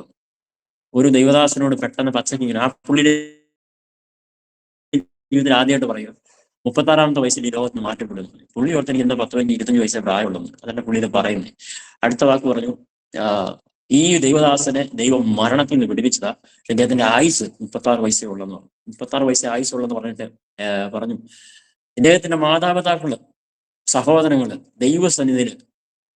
ദൈവസന്നിധിയിൽ ഉപവസിച്ച് പ്രാർത്ഥിച്ച് ചോദിച്ചാൽ ഒരു സമുദ്രത്തിൽ നിന്ന് കപ്പ് കൊണ്ട് അളന്നു കൊടുക്കുന്നവർ ഈ ദൈവദാസന്റെ ആയുസ് ദൈവം നീട്ടി കൊടുക്കുന്നവർ. എന്നോടും പറഞ്ഞ ദൈവസേന ഇരുന്ന് പ്രാർത്ഥിക്കണം. ഇത് പറയുമ്പോൾ ആ മീറ്റിങ്ങിൽ എന്റെ അപ്പനും അമ്മയും ഇരിപ്പുണ്ട്, സഹോദരങ്ങൾ ഇരിപ്പുണ്ട്. അവർ ദൈവദാസന്റെ അടുത്ത് ഇവരെല്ലാം ഇരുന്ന് കേട്ടോണ്ടിരിക്കുക. അത് കഴിഞ്ഞിട്ടാണ് ഞങ്ങളുടെ ഉപവാസ പ്രാർത്ഥനയിൽ ഇദ്ദേഹത്തെ കൂടി ലാസ്റ്റ് ദിവസം ഞങ്ങൾ ക്ഷണിക്കുന്നത്. കാരണം അദ്ദേഹം പറഞ്ഞ ആലോചന കറക്റ്റാണ്. അന്നേരം അദ്ദേഹത്തോട് ഞങ്ങൾ പറഞ്ഞു, ഇന്നൊരു അസുഖം വന്ന. അപ്പൊ എനിക്ക് എത്രയാ വയസ്സ്? ഞാൻ പറഞ്ഞു 35 വയസ്സ്. 35-ാമത്തെ വയസ്സിലാണ് പറഞ്ഞു 36-ാമത്തെ വയസ്സിൽ ആൾ മരിക്കുമെന്ന്. നല്ല സുഖമല്ലേ, 365 ദിവസം വിരളയിൽ എണ്ണിയാൽ മതി. ഒന്നും മിണ്ടിയില്ല. 35 കഴിഞ്ഞുണ്ടായിരുന്നു. ഡിസംബറിൽ പറയുന്നു, മെയ് ആകുമ്പോൾ എനിക്ക് 35 പൂർത്തിയാവും. ഞാൻ അന്ന് സത്യം പറഞ്ഞു എന്റെ കലണ്ടറിൽ എഴുതിയിട്ട് എന്റെ ഡേറ്റ് ഞാൻ എഴുതി കുറിച്ചതാ. ദൈവമല്ലേ പറഞ്ഞേ, നടക്കട്ടെ, അതിന് സന്തോഷമുള്ളൂ. ഞാൻ ഇത്രയും ചിന്തിച്ച് ഇനിയുള്ള ആ ഒരു 400 ചില്ലറ ദിവസം ബാക്കിയുണ്ട്, ആ അത്രയും ദിവസം കൊണ്ട് ചെയ്യാൻ പറ്റുന്നതൊക്കെ നന്നായിട്ട് ചെയ്യുക, അത്രേ ഉള്ളൂ. പക്ഷേ എന്റെ പെങ്ങൾ ഇന്നും എനിക്ക് വേണ്ടി ഉപസിച്ച് പ്രാർത്ഥിക്കുന്നുണ്ട്, മമ്മി പ്രാർത്ഥിക്കുന്നുണ്ട്, സഹോദരങ്ങൾ പ്രാർത്ഥിക്കുന്നുണ്ട്. പക്ഷെ പെങ്ങൾ ഒരാൾ മാത്രം റെഗുലർ ആയിട്ട് എല്ലാ മാസവും ഒരു ദിവസം എനിക്ക് വേണ്ടി ഇരിക്കും. അത് ദൈവത്തിന്റെ ഒരു നീതിയാണ്. ഞാൻ പറഞ്ഞ സാരം അത് പറഞ്ഞിട്ട് ഇങ്ങോട്ട് പോന്നാ ഞാന്. അപ്പം ഈ ഒരു ചിന്ത മനസ്സിൽ കിടപ്പുണ്ട്. അപ്പം കഴിഞ്ഞ് ദിവസങ്ങൾ മുമ്പോട്ട് പോയി ഞാൻ ഈ പറയുന്ന ദിവസം ബാംഗ്ലൂർക്ക് പോകാൻ നിൽക്കുന്ന ആ മെയ് മാസം എന്റെ മനസ്സിൽ പ്ലാൻ ഇടുവാണ്. എന്റെ ബർത്ത്ഡേ നാട്ടിൽ, അതായത് 36 വയസ്സ് പൂർത്തിയാകുന്ന സമയം എനിക്ക് ബാംഗ്ലൂർ ഒരു ചർച്ചിൽ, ഓപ്പൺ ജീസസിന്റെ ചർച്ചിൽ പോയി ആരാധന കൊണ്ടു. അവിടുത്തെ ദേവദാസനെ വിളിച്ച് പറയണം, ഒരു സർപ്രൈസ് ആണ്, ഈ ജീവിച്ചാലും മരിച്ചാലും അവിടെ എന്നുള്ളതിന് മനസ്സിൽ കണക്കൂട്ടി ഞാനങ്ങനെ പോവുകയാണ്. വിശ്വാസം ഇല്ലാത്തതുകൊണ്ടല്ല, പ്രത്യാശ ഇല്ലാത്തതല്ല, പക്ഷെ എനിക്ക് ദൈവം ഉണ്ടല്ലോ, അതുകൊണ്ടങ്ങ് പോയി. ഞാൻ ഇവിടുന്ന് ബീഹാറിൽ നിന്ന് ട്രെയിൻ കയറുന്നു 9-ാം തീയതി. 10-11-ാം തീയതി രാവിലെ ഞാൻ ബാംഗ്ലൂരിൽ ചെന്ന് ഇറങ്ങേണ്ടവനാണ്. ഞാൻ ഇവിടുന്ന് ട്രെയിൻ കയറി. അന്ന് 27 മണിക്കൂർ ട്രെയിൻ ലേറ്റാണ്. ഞാൻ എന്റെ 12-ാം തീയതി ബർത്ത്ഡേ കയറുന്ന ട്രെയിൻ്റെ അകത്തുള്ളത്. ഞാൻ ബാംഗ്ലൂർ എത്തിയില്ല. കാട്ട്പാടി എത്തിയപ്പോഴത്തേനോ രാത്രി 12 മണി കഴിഞ്ഞ് ഇതായി. ഇപ്പൊ കാട്ട്പാടിയില്ല, പേരമ്പൂർ എത്തിയപ്പോഴത്തേനോ ഓൾറെഡി 12 മണി കഴിഞ്ഞ് ഞാൻ ട്രെയിൻ്റെ അകത്തുള്ളത്. ഇത് തലേദിവസം രാവിലെ എത്തണ്ട. ഞാൻ 27 മണിക്കൂറായിട്ട് ട്രെയിനിൽ തന്നെ ഇരിക്കുന്നത്. അന്നേരം 27 ആയിട്ടില്ല കേട്ടോ. എന്റെ ബർത്ത്ഡേ കയറി എൻട്രി ചെയ്തേ ഉള്ളൂ. അങ്ങനെ ഞാൻ അവിടെ ഇരുന്നു. തിരിച്ച് ഞാൻ അവിടുന്ന് പിന്നെ അങ്ങോട്ട് പോകാതെ ജാളർപേട്ട ഇറങ്ങി നേരെ തിരിച്ച് തൃശ്ശൂർക്ക് പോയി, എന്റെ പെങ്ങളെടുത്ത് പോയി. അവിടെ ചെന്നു. പക്ഷെ ഞാൻ അന്ന് രാത്രി അനുഭവിച്ചൊരു കാര്യമുണ്ട്. നീ ഭൂമിയിലുണ്ടെങ്കിലല്ലേ നിന്റെ മരണം നിന്റെ ജീവനത്തോടുള്ളൂ, പക്ഷെ നിന്നെ ഞാൻ ഭൂമിയിൽ ഇറക്കൂല. ആ ഒരു ഇത് കണ്ട് ഞാൻ രാത്രിയിൽ ട്രെയിനിൽ എന്റെ സീറ്റിലിരുന്ന് ഞാൻ ആത്മാവിൽ നിറഞ്ഞ് ആരാധിച്ചു. എന്റെ ബർത്ത്ഡേയുടെ സമയം ഒരു വാക്തത്വം, ഒരു പ്രവചനം പറഞ്ഞത്, എന്നോട് പറഞ്ഞ പ്രവചനങ്ങളെല്ലാം നിറവേറിക്കൊണ്ടായിരിക്കുന്നത്. കുറെ നിറവേറി. അപ്പൊ എനിക്ക് ഉറപ്പായി ഇനി ബാക്കിയുള്ളത് നിറവേറും. പക്ഷെ ഇവിടെ എനിക്കൊരു കാര്യം മനസ്സിലായി, ദൈവത്തിന്റെ നീതി വെളിപ്പെട്ടു. പ്രാർത്ഥന, അനേക ദൈവമക്കളുടെ പ്രാർത്ഥന, പ്രത്യേകിച്ച് എന്റെ കുടുംബത്തിന്റെ, എന്റെ മാതാവിന്റെ, എന്റെ സഹോദരങ്ങളുടെ ഒക്കെ പ്രാർത്ഥന ദൈവം എനിക്ക് വേണ്ടി വല്ലാതെ വലിയവ ചെയ്തു. അങ്ങനെ 36-ാം വയസ്സ് ഞാൻ കയറി. 36 കണക്കില്ലെന്ന് പറഞ്ഞാൽ 36 വയസ്സ് കംപ്ലീറ്റ് ആയി. 37ലേക്ക് എൻ്റർ ചെയ്തു. കൃപയാൽ ഇന്ന് 38 വയസ്സ് എനിക്ക് കഴിഞ്ഞു. ഒരു കുഴപ്പമില്ലാതെ ഞാൻ നിൽക്കുന്നു. ദൈവത്തിന്റെ മഹാകരണം മാത്രം. പക്ഷെ അത് കഴിഞ്ഞിട്ട് ദൈവം എന്നെ ഉപയോഗിച്ചെന്നുള്ളതാണ്. ഈ സമയത്ത് എന്റെ യാത്ര, നാട്ടിൽ ചെന്നു. ഇന്ന് എന്റെ വായിലിരിക്കുന്ന ഈ പല്ല് ക്ലിപ്പുകളില്ലാതെ, പഴയ പല്ലിന് ഇവിടെ എവിടെയെല്ലാം ക്ലിപ്പ് ഉണ്ടായിരുന്നു, ഒരു ക്ലിപ്പില്ലാതെ ഏറ്റവും ലേറ്റസ്റ്റ് മോഡൽ പല്ലാണ് ഞാൻ വെച്ചിരിക്കുന്നത്. ആ പല്ല് പ്രസ് ചെയ്താൽ മതി. ഇവിടെ സ്റ്റീലിന്റെ പല്ല്, ഈ ഇരിക്കുന്ന 3 പല്ല് വെപ്പോയിലാണ്, പ്ലസ് ഇവിടെ വന്നിരിക്കുന്ന 7 പല്ല് വെപ്പോയിലാണ്. അത് രണ്ടും വെക്കാൻ വേണ്ടി കണക്കായിട്ട് ബാക്കിയുള്ള പല്ല് ഇത് റീസെന്റ് കഴിഞ്ഞ ദിവസം കൊഴിഞ്ഞു പോയതാ. എല്ലാ പല്ലും ക്യാപ്പിട്ടും മറ്റേതാക്കി. എന്റെ ഒരൊറ്റ പല്ല് ഇങ്ങനെ നോക്കിയാൽ, പെട്ടെന്ന് നോക്കിയാൽ കറയില്ല, ഒന്നുമില്ല. ആ ഡെൻ കെയറിൽ ഞാൻ ചെന്ന് അവിടെ ഇരിക്കുമ്പം അതിന്റെ ടെക്നിക്കൽ ഇൻചാർജ് ഇരിക്കുന്ന ബിജു സാറ്, അതിനെ നോക്കുന്ന ഡോക്ടർ മരിയ, അതുപോലെ വേറൊരു ഡോക്ടർ ഉണ്ടായിരുന്നു, പേര് മറന്നുപോയി. ഇവരെന്റെ ട്രീറ്റ്മെന്റ് കാര്യങ്ങൾ ചെയ്യുമ്പോൾ ഓൺലൈനിൽ വീഡിയോ കോളിൽ ജോൺ സാറി അവർക്ക് ഗൈഡ് ചെയ്തുകൊണ്ടിരിക്കുകയാണ്. ദേവദാസന്റെ പല്ല് അങ്ങനെ പോരാ, ഇങ്ങനെ പോരാ, അങ്ങനെ ചെയ്യണം, ഇങ്ങനെ ചെയ്യണം, ഓരോരോ കാര്യങ്ങൾ പറഞ്ഞു കൊടുക്കും. 2, ഞാൻ മലന്നിടക്ക് എന്റെ വായി നോക്കിക്കൊണ്ട് ഇവര് പറയുന്നത്, നമുക്ക് ഈ പല്ലിന് ഇങ്ങനത്തെ ക്യാപ്പ് ഇടാം, ഇതിനെ ഇങ്ങനെ ക്ലീൻ ചെയ്തിട്ട് ഇങ്ങനെ ആക്കി എടുക്കാം. ഓരോരോ കാര്യങ്ങൾ പറയുമ്പോൾ ഞാൻ വേറൊരു സത്യം പറയാം. ഏതൊക്കെ റീൽസിൽ ഞാൻ ഏതെല്ലാം കാര്യം കണ്ട് ചെയ്യാൻ പറ്റുമോ, പറ്റൂല, വിട്ടരെ, അല്ല അതിനൊക്കെ പൈസ ഉണ്ടോ എന്ന് ചോദിച്ച റീൽസ് ഞാൻ സേവ് ചെയ്ത് വിട്ട സാധനമൊക്കെ എന്റെ തമ്പുരാൻ, ഞാൻ ഏതെല്ലാം കണ്ടോ ആ കാര്യങ്ങളെല്ലാം കണ്ട് ഓക്കെ ആ റീൽസ് ചെയ്തുപോലെ ദൈവം അത്ഭുതകരമാണ്. അവിടുന്ന് എല്ലാ കാര്യങ്ങളും ചെയ്ത് ഞാൻ അവിടുന്ന് ഇറങ്ങുമ്പോൾ ഞാൻ ജോൺ സാറിനോട് ഇങ്ങനെ പറഞ്ഞു, സാറേ, കഴിഞ്ഞ 7 വർഷത്തിന് ശേഷം ഞാൻ ഒരു മനുഷ്യന്റെ മുഖത്ത് നോക്കി പുഞ്ചിരിക്കുക. കാരണം എന്റെ ശരിയല്ലാത്തതുകൊണ്ട്, പല്ലില്ലാത്തതുകൊണ്ട്, ശരിയായ പല്ലില്ലാത്തതുകൊണ്ട് 6.5 വർഷം കഴിഞ്ഞ് ഞാൻ ഒരു മനുഷ്യന്റെ മുഖത്ത് ഞാൻ പുഞ്ചിരില്ല. അഥവാ പെട്ടെന്നൊരു ചിരി വന്നാൽ ഞാൻ പൊത്തി ചിരിച്ചിട്ടേ ഉള്ളൂ. ഇന്ന് ഞാൻ ധൈര്യത്തോടെ നോക്കി ചിരിക്കുന്നു പാസ്റ്റർ. അദ്ദേഹം പറഞ്ഞു, ഞാൻ ചോദിച്ചു, സാറേ എന്റെ ചെലവെന്നായി? ഞാൻ ഓൺലൈനിൽ അതിനുശേഷവും നോക്കി. ഓൺലൈനിൽ എന്റെ ഈ പല്ല്, അതായത് 10 വെപ്പുകൾ എന്റെ വയലിനുണ്ട്. അതില് 4 സ്റ്റീൽ സ്റ്റാൻഡിലാണ് ഇരിക്കുന്നത്. ആ സ്റ്റീൽ സ്റ്റാൻഡ് 2 ഇപ്പോൾ ഉള്ള ബാക്കി 7 പല്ല് നിൽക്കുന്നത്. വേറെ ഒരു പിടുത്തവും ഇല്ല. ഇതിനൊന്നും ടെക്നിക്കൽ മേഖലയൊന്നും എനിക്കറിയില്ല കേട്ടോ. ഒരുപക്ഷെ അവരാരെങ്കിലും കേൾക്കുന്നവർക്ക് അറിയാമെങ്കിൽ ഞാനത് നടന്ന കാര്യം പറയുന്നേ ഉള്ളൂ. അതങ്ങനെയാണ്. ബാക്കി എന്റെ 6 പല്ല് റൂട്ട് കനാൽ ചെയ്തു. ബാക്കിയുള്ള പല്ലുകളുടെ എല്ലാം ഫില്ല് ചെയ്യേണ്ട, അടന്നു പോകുന്ന, ദ്രവിച്ചു പോകും എന്റെ പല്ല്. പേരയ്ക്ക കഴിക്കുമ്പോഴും പല്ല് അടന്നു പോകും. അത്രേ ഉള്ളൂ പല്ലിന്റെ ബലം. അപ്പം ഞാൻ പേരയ്ക്ക കഴിക്കാറില്ല, കുരുവുള്ള പേരയ്ക്ക കഴിക്കാറില്ല. കട്ടിയുള്ള ആഹാരം കഴിച്ചാൽ, കഴിഞ്ഞ ദിവസം ചക്കവറുത്തത് കഴിച്ചതാ ഇവിടെ ഇരുന്ന പല്ല് താഴെ പോയെ. അത്രേ ഉള്ളൂ പല്ലിന്റെ ഗുണം. അതുകൊണ്ട് എന്നാൽ ഞാൻ കഴിക്കാത്തൊന്നുമില്ല, എല്ലാം കഴിക്കും. പക്ഷെ എന്റെ വായിക്കൂടെ കയറുമ്പോൾ എനിക്കറിയാം അതിന്റെ ടൈമിങ് എത്രത്തോളം ഹാർഡ് പറ്റും. അത് ശീലമായി പോയി. അങ്ങനെ പോണു. ഇപ്പൊ ഞാൻ പറഞ്ഞത് ഇതെല്ലാം കൂടി ചെയ്ത് ഓരോന്നിന്റെയും വില ഞാൻ ഓൺലൈനിലും പല ഹോസ്പിറ്റലുകാരുടെ ഇതിന്റെ ഗൂഗിളിലൊക്കെ അടിച്ചു നോക്കി ചെയ്ത് ഞാൻ ടോട്ടൽ എമൗണ്ട് വെക്കും ഏകദേശം 2.5 ലക്ഷം രൂപ മുതൽ 3 ലക്ഷം രൂപ ചെലവാണ്. പക്ഷെ ഒരു കാര്യം ഓർക്കാം, പല്ലിന്റെ ട്രീറ്റ്മെന്റ് കഴിഞ്ഞ് ഞാൻ അവിടെ നിന്ന് ഇറങ്ങുമ്പോൾ ഡോക്ടർ ജോൺസ് കുര്യാക്കോസ് സാറിനോട് ഞാൻ ചോദിച്ചു, സാറേ എങ്ങനെയാ കാര്യങ്ങളൊക്കെ, പൈസയുടെ കാര്യമൊക്കെ? അദ്ദേഹം എന്നോട് ഇങ്ങനെ പറഞ്ഞു, ദേവദാസനെ നിങ്ങൾക്ക് ബീഹാറിൽ പോയി കർത്താവിന് വേണ്ടി എന്തെങ്കിലുമൊക്കെ ചെയ്യുമ്പോൾ ഞങ്ങൾക്കോ അവിടെ വരാൻ പറ്റില്ല, നിങ്ങൾക്കേലും എന്തെങ്കിലും ഒന്ന് ചെയ്യണ്ടേ, നിങ്ങൾ ഞങ്ങളെ ഓർത്ത് പ്രാർത്ഥിച്ചാൽ മാത്രം മതി. എന്നെ അവിടെ ഒരു രാജകീയ എന്ന് പറഞ്ഞാൽ ഞാൻ എന്റെ കൂടെ വന്ന അളിയനറിയാം, രാജകീയ രീതിയിൽ എന്നെ അവരവിടെ അക്കോമഡേറ്റ് ചെയ്ത് അവരുടെ ഗസ്റ്റ് ഹൗസിൽ കൊണ്ട് താമസിപ്പിച്ച് 2 ദിവസം നിൽക്കേണ്ട വന്നപ്പോൾ അവിടുത്തെ ഗസ്റ്റ് ഹൗസിൽ താമസിച്ച് എനിക്ക് ഫുഡ് അവരുടെ വണ്ടിക്ക് എന്റെ വീട്ടിൽ ഞാൻ താമസിക്കുന്ന റൂമിൽ എത്തിച്ചു തന്ന് അവരുടെ വണ്ടിക്ക് എന്നെ ഹോസ്പിറ്റലിലേക്ക് കൊണ്ടുവന്ന് ലാബിലേക്ക് കൊണ്ടുവന്ന് തിരിച്ചു കൊണ്ടുവന്ന്. അതാ പറഞ്ഞ് എനിക്ക് വിശ്വസിക്കാൻ കഴിയത്തില്ല, ആ ലെവലിൽ ദൈവം എനിക്ക് അത്ഭുതങ്ങൾ അവിടെ ചെയ്തു. അതെല്ലാം കഴിഞ്ഞ് ഞാൻ അവിടുന്ന് പോന്നു. ഈ കഴിഞ്ഞ മാസം പോയിട്ടാണ് ഞാൻ ഈ മാർച്ചിൽ പോയിട്ടാണ് എന്റെ 6 പല്ല് റൂട്ട് കനാൽ ചെയ്യുന്നത്. റൂട്ട് കനാൽ ഞാൻ തൃശ്ശൂർ പല സ്ഥലങ്ങളിൽ അന്വേഷിച്ചപ്പം പലരും വികാരം അന്വേഷിച്ചപ്പം 12,000 രൂപ വരെയാണ്. അത് നോർമലുള്ള വായില. ഈ 12,000 രൂപ പറഞ്ഞ ഡോക്ടർക്ക് അറിയത്തില്ല എന്റെ വാ തുറക്കാൻ പറ്റുന്നുള്ളൂ. അവരുടെ ഒരു ടൂൾസ് എന്റെ വായിലിട്ട് തിരിക്കാനോ പറക്കാനോ പറ്റില്ല. ഞാനിത് ചെയ്ത് എന്നാലും 6 പല്ല് റൂട്ട് കനാലിന് ചെയ്യാൻ വേണ്ടി അവരുടെ തന്നെ ഒരു സ്ഥാപനം പീസ് മൗണ്ട് എന്ന് പറഞ്ഞാൽ അവിടുന്ന് പോകുന്ന മേപ്പാടി ആ ടോപ്പിലുണ്ട്, ആ മൂവാറ്റുപുഴ കോട്ടയത്തിന് വന്ന വഴിക്ക് ആ പീസ് മൗണ്ടിൽ എനിക്ക് അവിടെ അതിനുള്ള അറേഞ്ച്മെന്റ് ചെയ്തു. പക്ഷെ അവിടെ റൂട്ട് കനാലിന് ക്ലീൻ ചെയ്യുന്ന പല്ലിന്റെ കാര്യങ്ങൾ ചെയ്യുന്ന ഡോക്ടർ ഇല്ല. എനിക്ക് വേണ്ടി ഒരു ഡോക്ടറെ അവിടെ വരുത്തിക്കുമായിരുന്നു. ആ ഡോക്ടർ വന്ന് എനിക്ക് വേണ്ടി മാത്രമാണ്, അദ്ദേഹം അതിന് മുമ്പ് അങ്ങനെ വന്നിട്ടുണ്ടോ എനിക്കറിയില്ല. പക്ഷെ അദ്ദേഹം അവിടുത്തെ ഡോക്ടറല്ല. ഞാൻ ചെല്ലുമ്പോഴാണ് പലപ്പോഴും പുള്ളി ഓടി വരുന്നു, എന്റെ പരിപാടി കഴിഞ്ഞു, ഓക്കെ ശരി എന്നാൽ കാണാൻ പുള്ളി ഇറങ്ങി പോകും. അതുകൊണ്ട് ഞാൻ ചിന്തിക്കും, ഞാൻ അത് പുള്ളി ചോദിച്ചില്ല അവരോട്. ഐ തിങ്ക് ആ പുള്ളി എനിക്ക് വേണ്ടി വിളിച്ചു വരുത്തിയതാ. അതെല്ലാം ചെയ്ത് അവർ തന്നെ അതിനുള്ള കാര്യങ്ങൾ അറേഞ്ച്മെന്റ് ചെയ്തു, തിരിച്ച് ട്രീറ്റ്മെന്റ് ചെയ്തു. അവിടെ ഇതുപോലെ തന്നെ എന്നെ അവിടുന്ന് കൂട്ടിക്കൊണ്ടു പോകും, തിരിച്ചവരുടെ കാരണം കൊണ്ടുപോകും. ഞാൻ എന്ത് ചെയ്യും, ഞാൻ ആരാ? യോശുവ ചോദിച്ചോളൂ, ഞാനും എന്റെ കുടുംബം എന്തുള്ളൂ, ഒന്നുമില്ല, ബിഗ് സീറോ. ബട്ട് ഒരു കാര്യം, വിളിച്ചിറക്കിയ അരുമനാഥന് വിശ്വസ്തയോടെ സേവ ചെയ്യാൻ ഏതെങ്കിലും ഒരു വ്യക്തി, ആരെങ്കിലും ഒരാൾ തയ്യാറാണെങ്കിൽ ഈ പുസ്തകം എടുത്ത് ഒറ്റ ഒരുത്തനും ലജ്ജിച്ച് തന്നെ താഴ്ത്താൻ ദൈവം അനുവദിച്ചിട്ടില്ല. സങ്കീർത്തനക്കാരൻ നമ്മൾ ഉറപ്പു തരുന്നു, അവങ്കളിലേക്ക് നോക്കി പ്രകാശിതരായി അവരുടെ മുഖമോ ലജ്ജിച്ചു പോകാൻ ഈ എന്റെ ദൈവം അനുവദിച്ചിട്ടില്ല, ഇനി മേലാലും അനുവദിക്കത്തില്ല. ഒറ്റ കാര്യമുള്ളൂ, ആരെങ്കിലും നോക്കിയെന്ന കാര്യം നാം മറന്നുപോലെ. പലപ്പോഴും നമ്മുടെ നോട്ടം ദിശ മാറുന്നത് കൊണ്ട് നമ്മുടെ ദർശനം മാറിപ്പോകുന്നത്, ദിശ മാറുന്നതുകൊണ്ട് നമ്മുടെ ലക്ഷ്യം മാറിപ്പോകുന്നത്, ദിശ മാറുന്നതുകൊണ്ട് പലപ്പോഴും നമ്മൾ പല വ്യക്തികളിൽ ആശ്രയിക്കുന്നത്. സങ്കീർത്തനം 118 പറയുന്നത് പോലെ, ഞാൻ മനുഷ്യരിൽ ആശ്രയിക്കുന്നാൽ യഹോവയിൽ ആശ്രയിക്കും, നല്ലത് പ്രഭുക്കന്മാരിൽ ആശ്രയിക്കുന്നാൽ യഹോവയിൽ ആശ്രയിക്കും. നീ എന്നാക്ക വന്നാലും നീ ലോകത്തിലോ ഒരു മനുഷ്യരിലോ ഒരു വസ്തുവിലോ ആശ്രയിക്കരുത്. ആശ്രയം സർവശക്തനായ ദൈവത്തെങ്കിലായെങ്കിൽ അവൻ ആശ്ചര്യത്തിൽ നട്ടിരിക്കുന്ന വൃക്ഷം പോലെ തക്കകാലത്ത് അല്ലെങ്കിൽ ഏത് സമയത്ത് ഇല വാടാതെ പച്ചച്ച് നിൽക്കാൻ എന്റെ ദൈവം സഹായിക്കും. ഒറ്റ കുഴപ്പമുള്ള എന്റെ ആശ്രയം, നിന്റെ ആശ്രയം സർവശക്തനായ ദൈവത്തിലാകണം. ഈ തിരുവചനത്തിലാണ്. വചനം എത്രത്തോളം എന്റെ നിങ്ങളുടെ ജീവിതത്തിന്റെ ഉള്ളിലുണ്ടോ അത്രത്തോളം പ്രതിസന്ധി വരുമ്പോൾ നമുക്ക് വചനം കൊണ്ട് അതിനെ അതിജീവിക്കാൻ പറ്റും. കർത്താവിന്റെ വചനത്തിന് സുവിശേഷം മത്തായി സുവിശേഷം നമുക്ക് കാണാൻ കഴിയും. കർത്താവിനെ പരീക്ഷിക്കാൻ വന്ന പിശാചിനോട് അവൻ വചനം കൊണ്ടാ പറഞ്ഞത്. ഇന്ന് പലപ്പോഴും ദൈവജനങ്ങളായ നമുക്ക്, പെന്തക്കോസ്തുകാരായ നമുക്ക് തോറ്റുപോകുന്നതിന്റെ ഒരു കാര്യം വചനം നമ്മുടെ ഉള്ളിൽ ഇല്ല എന്നുള്ളതാണ്. അല്ലെങ്കിൽ ഉള്ളിലുള്ള വചനത്തെ അതിജീവിക്കുന്ന മറ്റെന്തൊക്കെയോ നമ്മുടെ ജീവിതം ഉള്ളത് കൊണ്ടാണ് പലപ്പോഴും നമ്മൾ തോറ്റുപോകുന്നത്. തോറ്റുപോയത് കൊണ്ട് പേടിക്കേണ്ട, ഇത് കർത്താവിന്റെ കൃപയുടെ സമയമാണ്.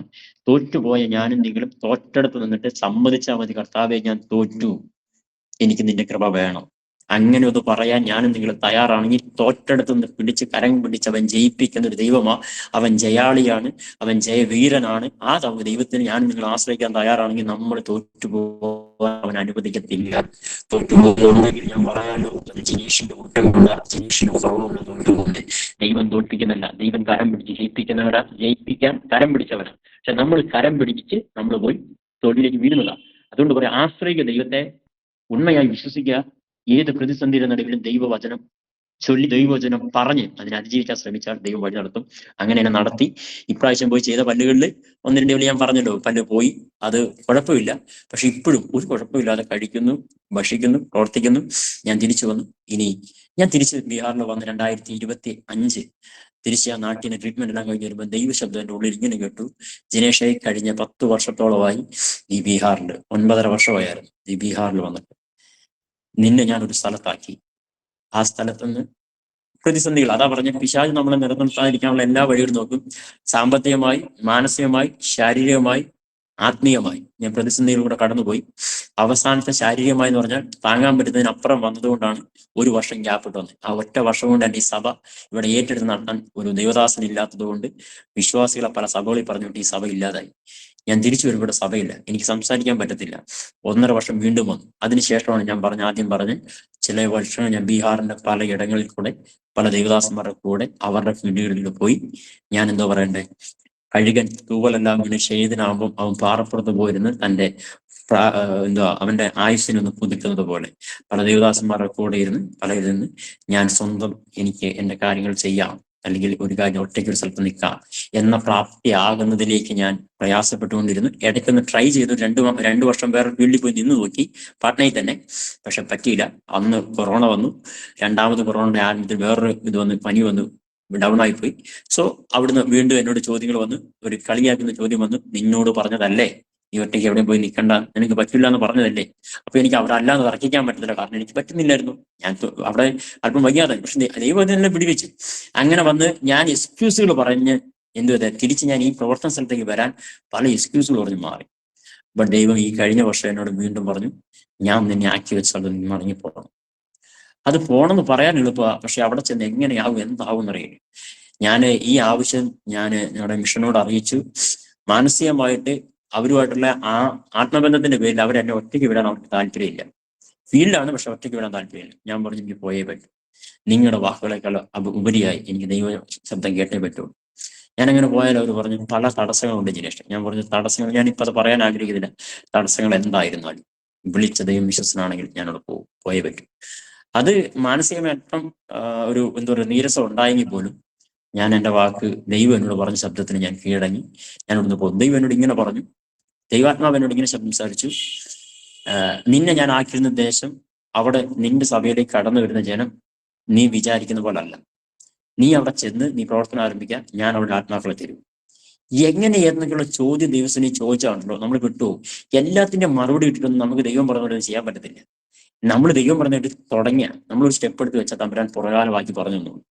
ഞാൻ അവിടുന്ന് ദൈവം പറഞ്ഞാണെങ്കിൽ അതിനുവേണ്ടിയുള്ള എല്ലാ സ്റ്റെപ്പുകളും എടുത്തു. ലാസ്റ്റ് ഫൈനലി ഞാൻ ഏപ്രിൽ മാസം മിഷനോട് പറഞ്ഞ് ഞാൻ പോവുക. ഞാൻ ഓപ്ഷനുകൾ വെച്ച് ഞാൻ അവിടുന്ന് പുറത്തു വന്നു. ഇവിടെ വന്ന് അതേ ചർച്ച, അതേ വീട് വന്നു കഴിഞ്ഞപ്പോൾ ഇവിടുത്തെ വാടക അന്ന് 8 വർഷങ്ങൾ മുമ്പ്, അല്ലെങ്കിൽ 2015 താമസിക്കുമ്പം 7,500 വാടകയുള്ള ഇന്ന് 12,500 രൂപ വാടകയായി. കാരണം ഇത് പട്നയുടെ ടൗൺ ആണ്. എയിംസ് ഹോസ്പിറ്റൽ ഉണ്ട്, എയർപോർട്ട് ഉണ്ട്, പട്നയുടെ എല്ലാ റെയിൽവേ സ്റ്റേഷനുകളും ഇവിടെ നസ്ദീകാണ്, അടുത്താണ്. അപ്പൊ ഇങ്ങനെയൊക്കെ സൗകര്യങ്ങൾ ഉള്ളതുകൊണ്ടും സ്റ്റാഫുകൾ താമസിക്കാൻ സൗകര്യം ഉള്ളതായതുകൊണ്ടാണ് ഈ വീടിന് വില കൂടി. പക്ഷെ എന്നോട് ദൈവം പറഞ്ഞു അവിടെ പോകാൻ. ഞാൻ എവിടുന്ന് ഞാൻ ഇത്രയും വാടക കൊടുക്കും, നടക്കില്ല.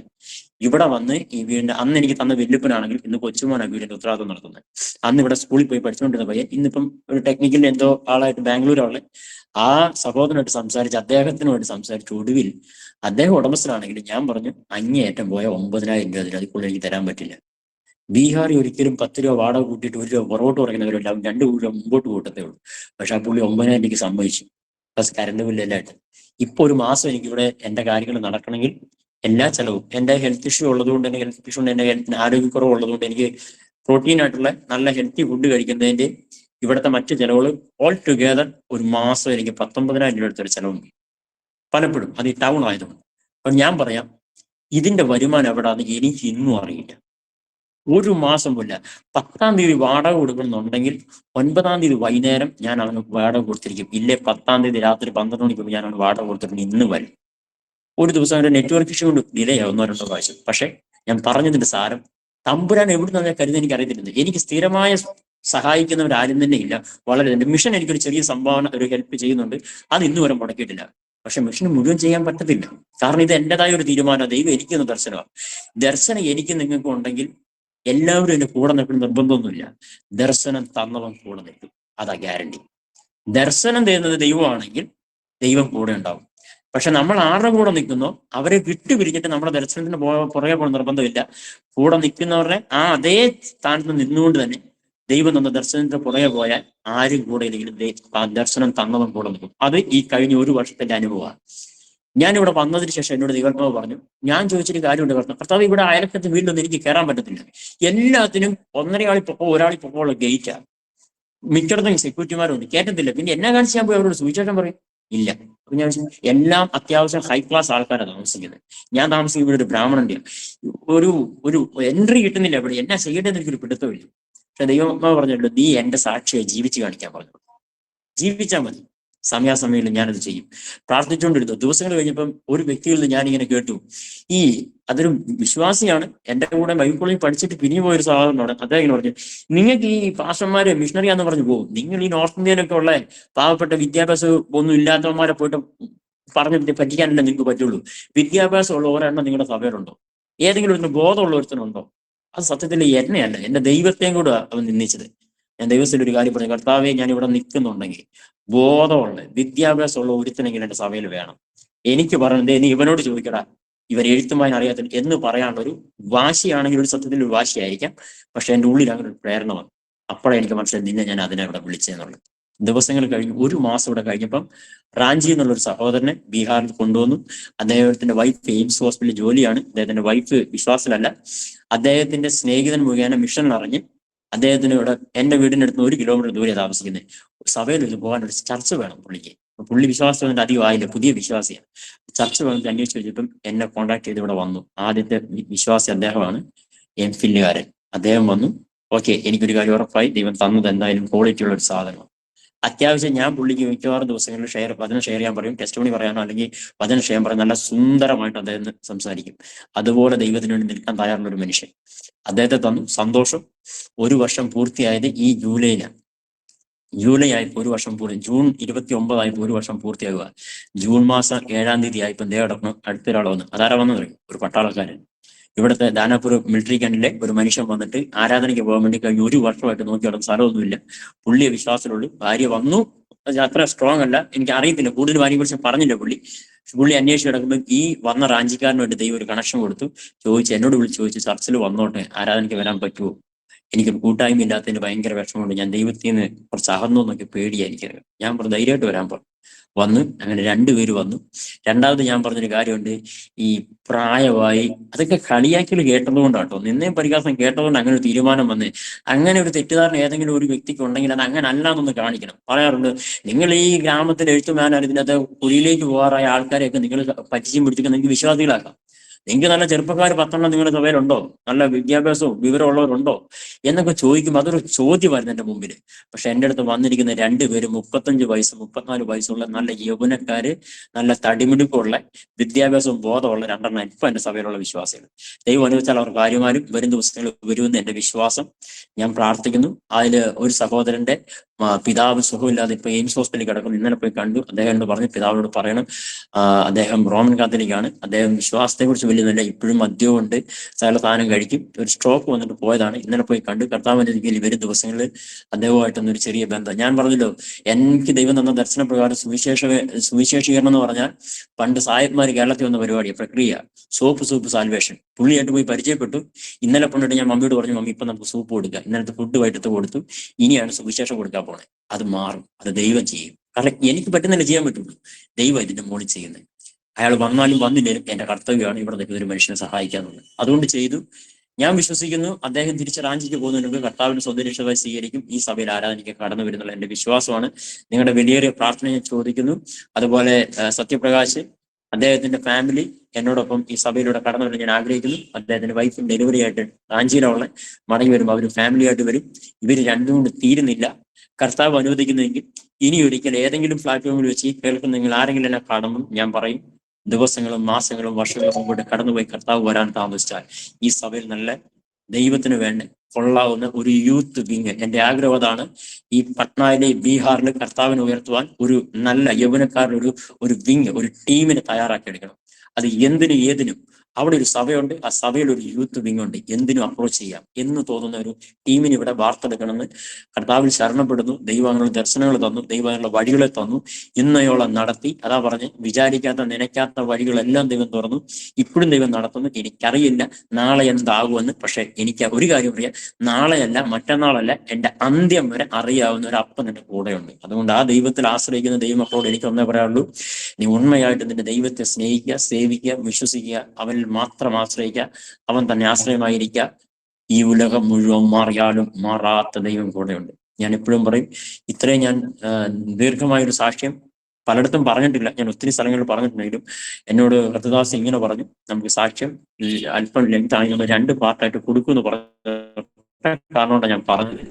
അല്പം വിശദീകരിച്ച് എന്തെങ്കിലും കുറെ കാര്യങ്ങൾ മറന്നു പോകുന്നു, വിട്ടുപോകുന്നുണ്ട്. 8 വർഷത്തെ കഥയല്ല മൊത്തത്തില്. പക്ഷെ ഒരു കാര്യം എനിക്ക് ഉറപ്പാ, എന്റെ സാക്ഷ്യം 5 മിനിറ്റിലേക്ക് ഈ സാക്ഷ്യത്തെ പറയാന്ന് പറഞ്ഞാൽ ഭയങ്കര ടാസ്കാണ്.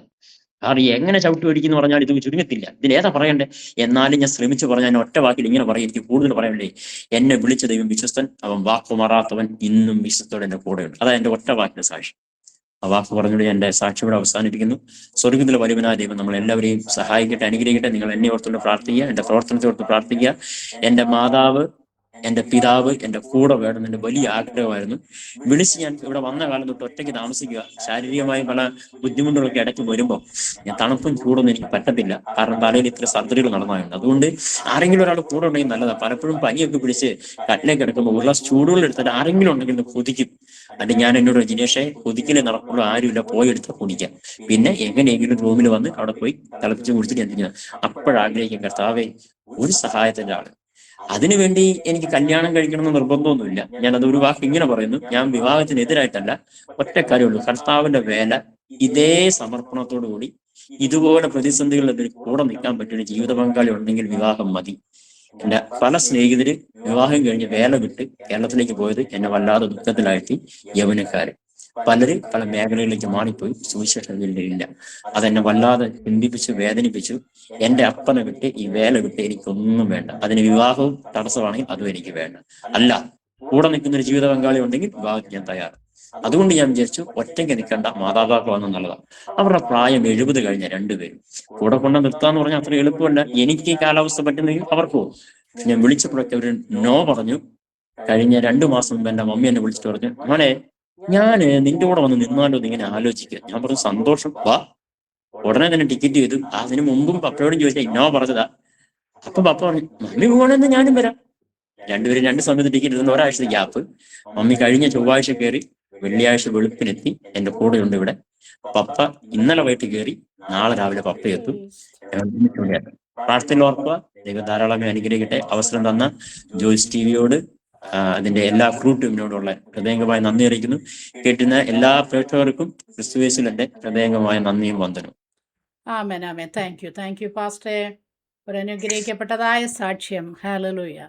കർത്താവിനെ ഇത്രത്തോളം ആഴത്തിൽ സ്നേഹിപ്പാനും വിശ്വസിപ്പാനും ആഴമേറിയ വിശ്വാസം.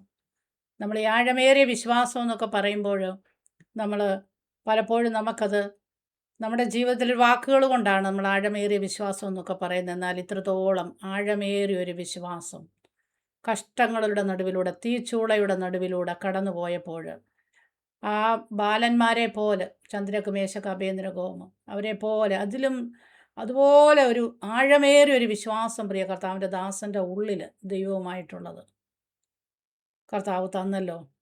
കർത്താവിൽ പിന്നെയും ആ ദേശത്ത് കർത്താവിൻ്റെ ഹിതം പോലെ, കർത്താവിൻ്റെ ഇഷ്ടം പോലെ, ദൈവദാസൻ പറഞ്ഞതുപോലെ മനുഷ്യൻ്റെ ഇഷ്ടമല്ല, ദൈവദാസൻ്റെ ഇഷ്ടമല്ല, ദൈവത്തിൻ്റെ ഇഷ്ടം പോലെ ആ ദേശത്ത് പ്രവർത്തിക്കുവാനുള്ള എല്ലാ കൃപയും ദൈവം തരട്ടെ. അനേക യൗവനക്കാരായ, വിദ്യാഭ്യാസമുള്ള യൗവനക്കാരെ കർത്താവിന് വേണ്ടി നേടുവാനും ദൈവദാസനെ ഉപയോഗിക്കട്ടെ. ദൈവദാസന് നല്ലൊരു തക്ക തുണയെ കർത്താവിൻ്റെ ഹിതമെങ്കിൽ കർത്താവ് നൽകി തരട്ടെ.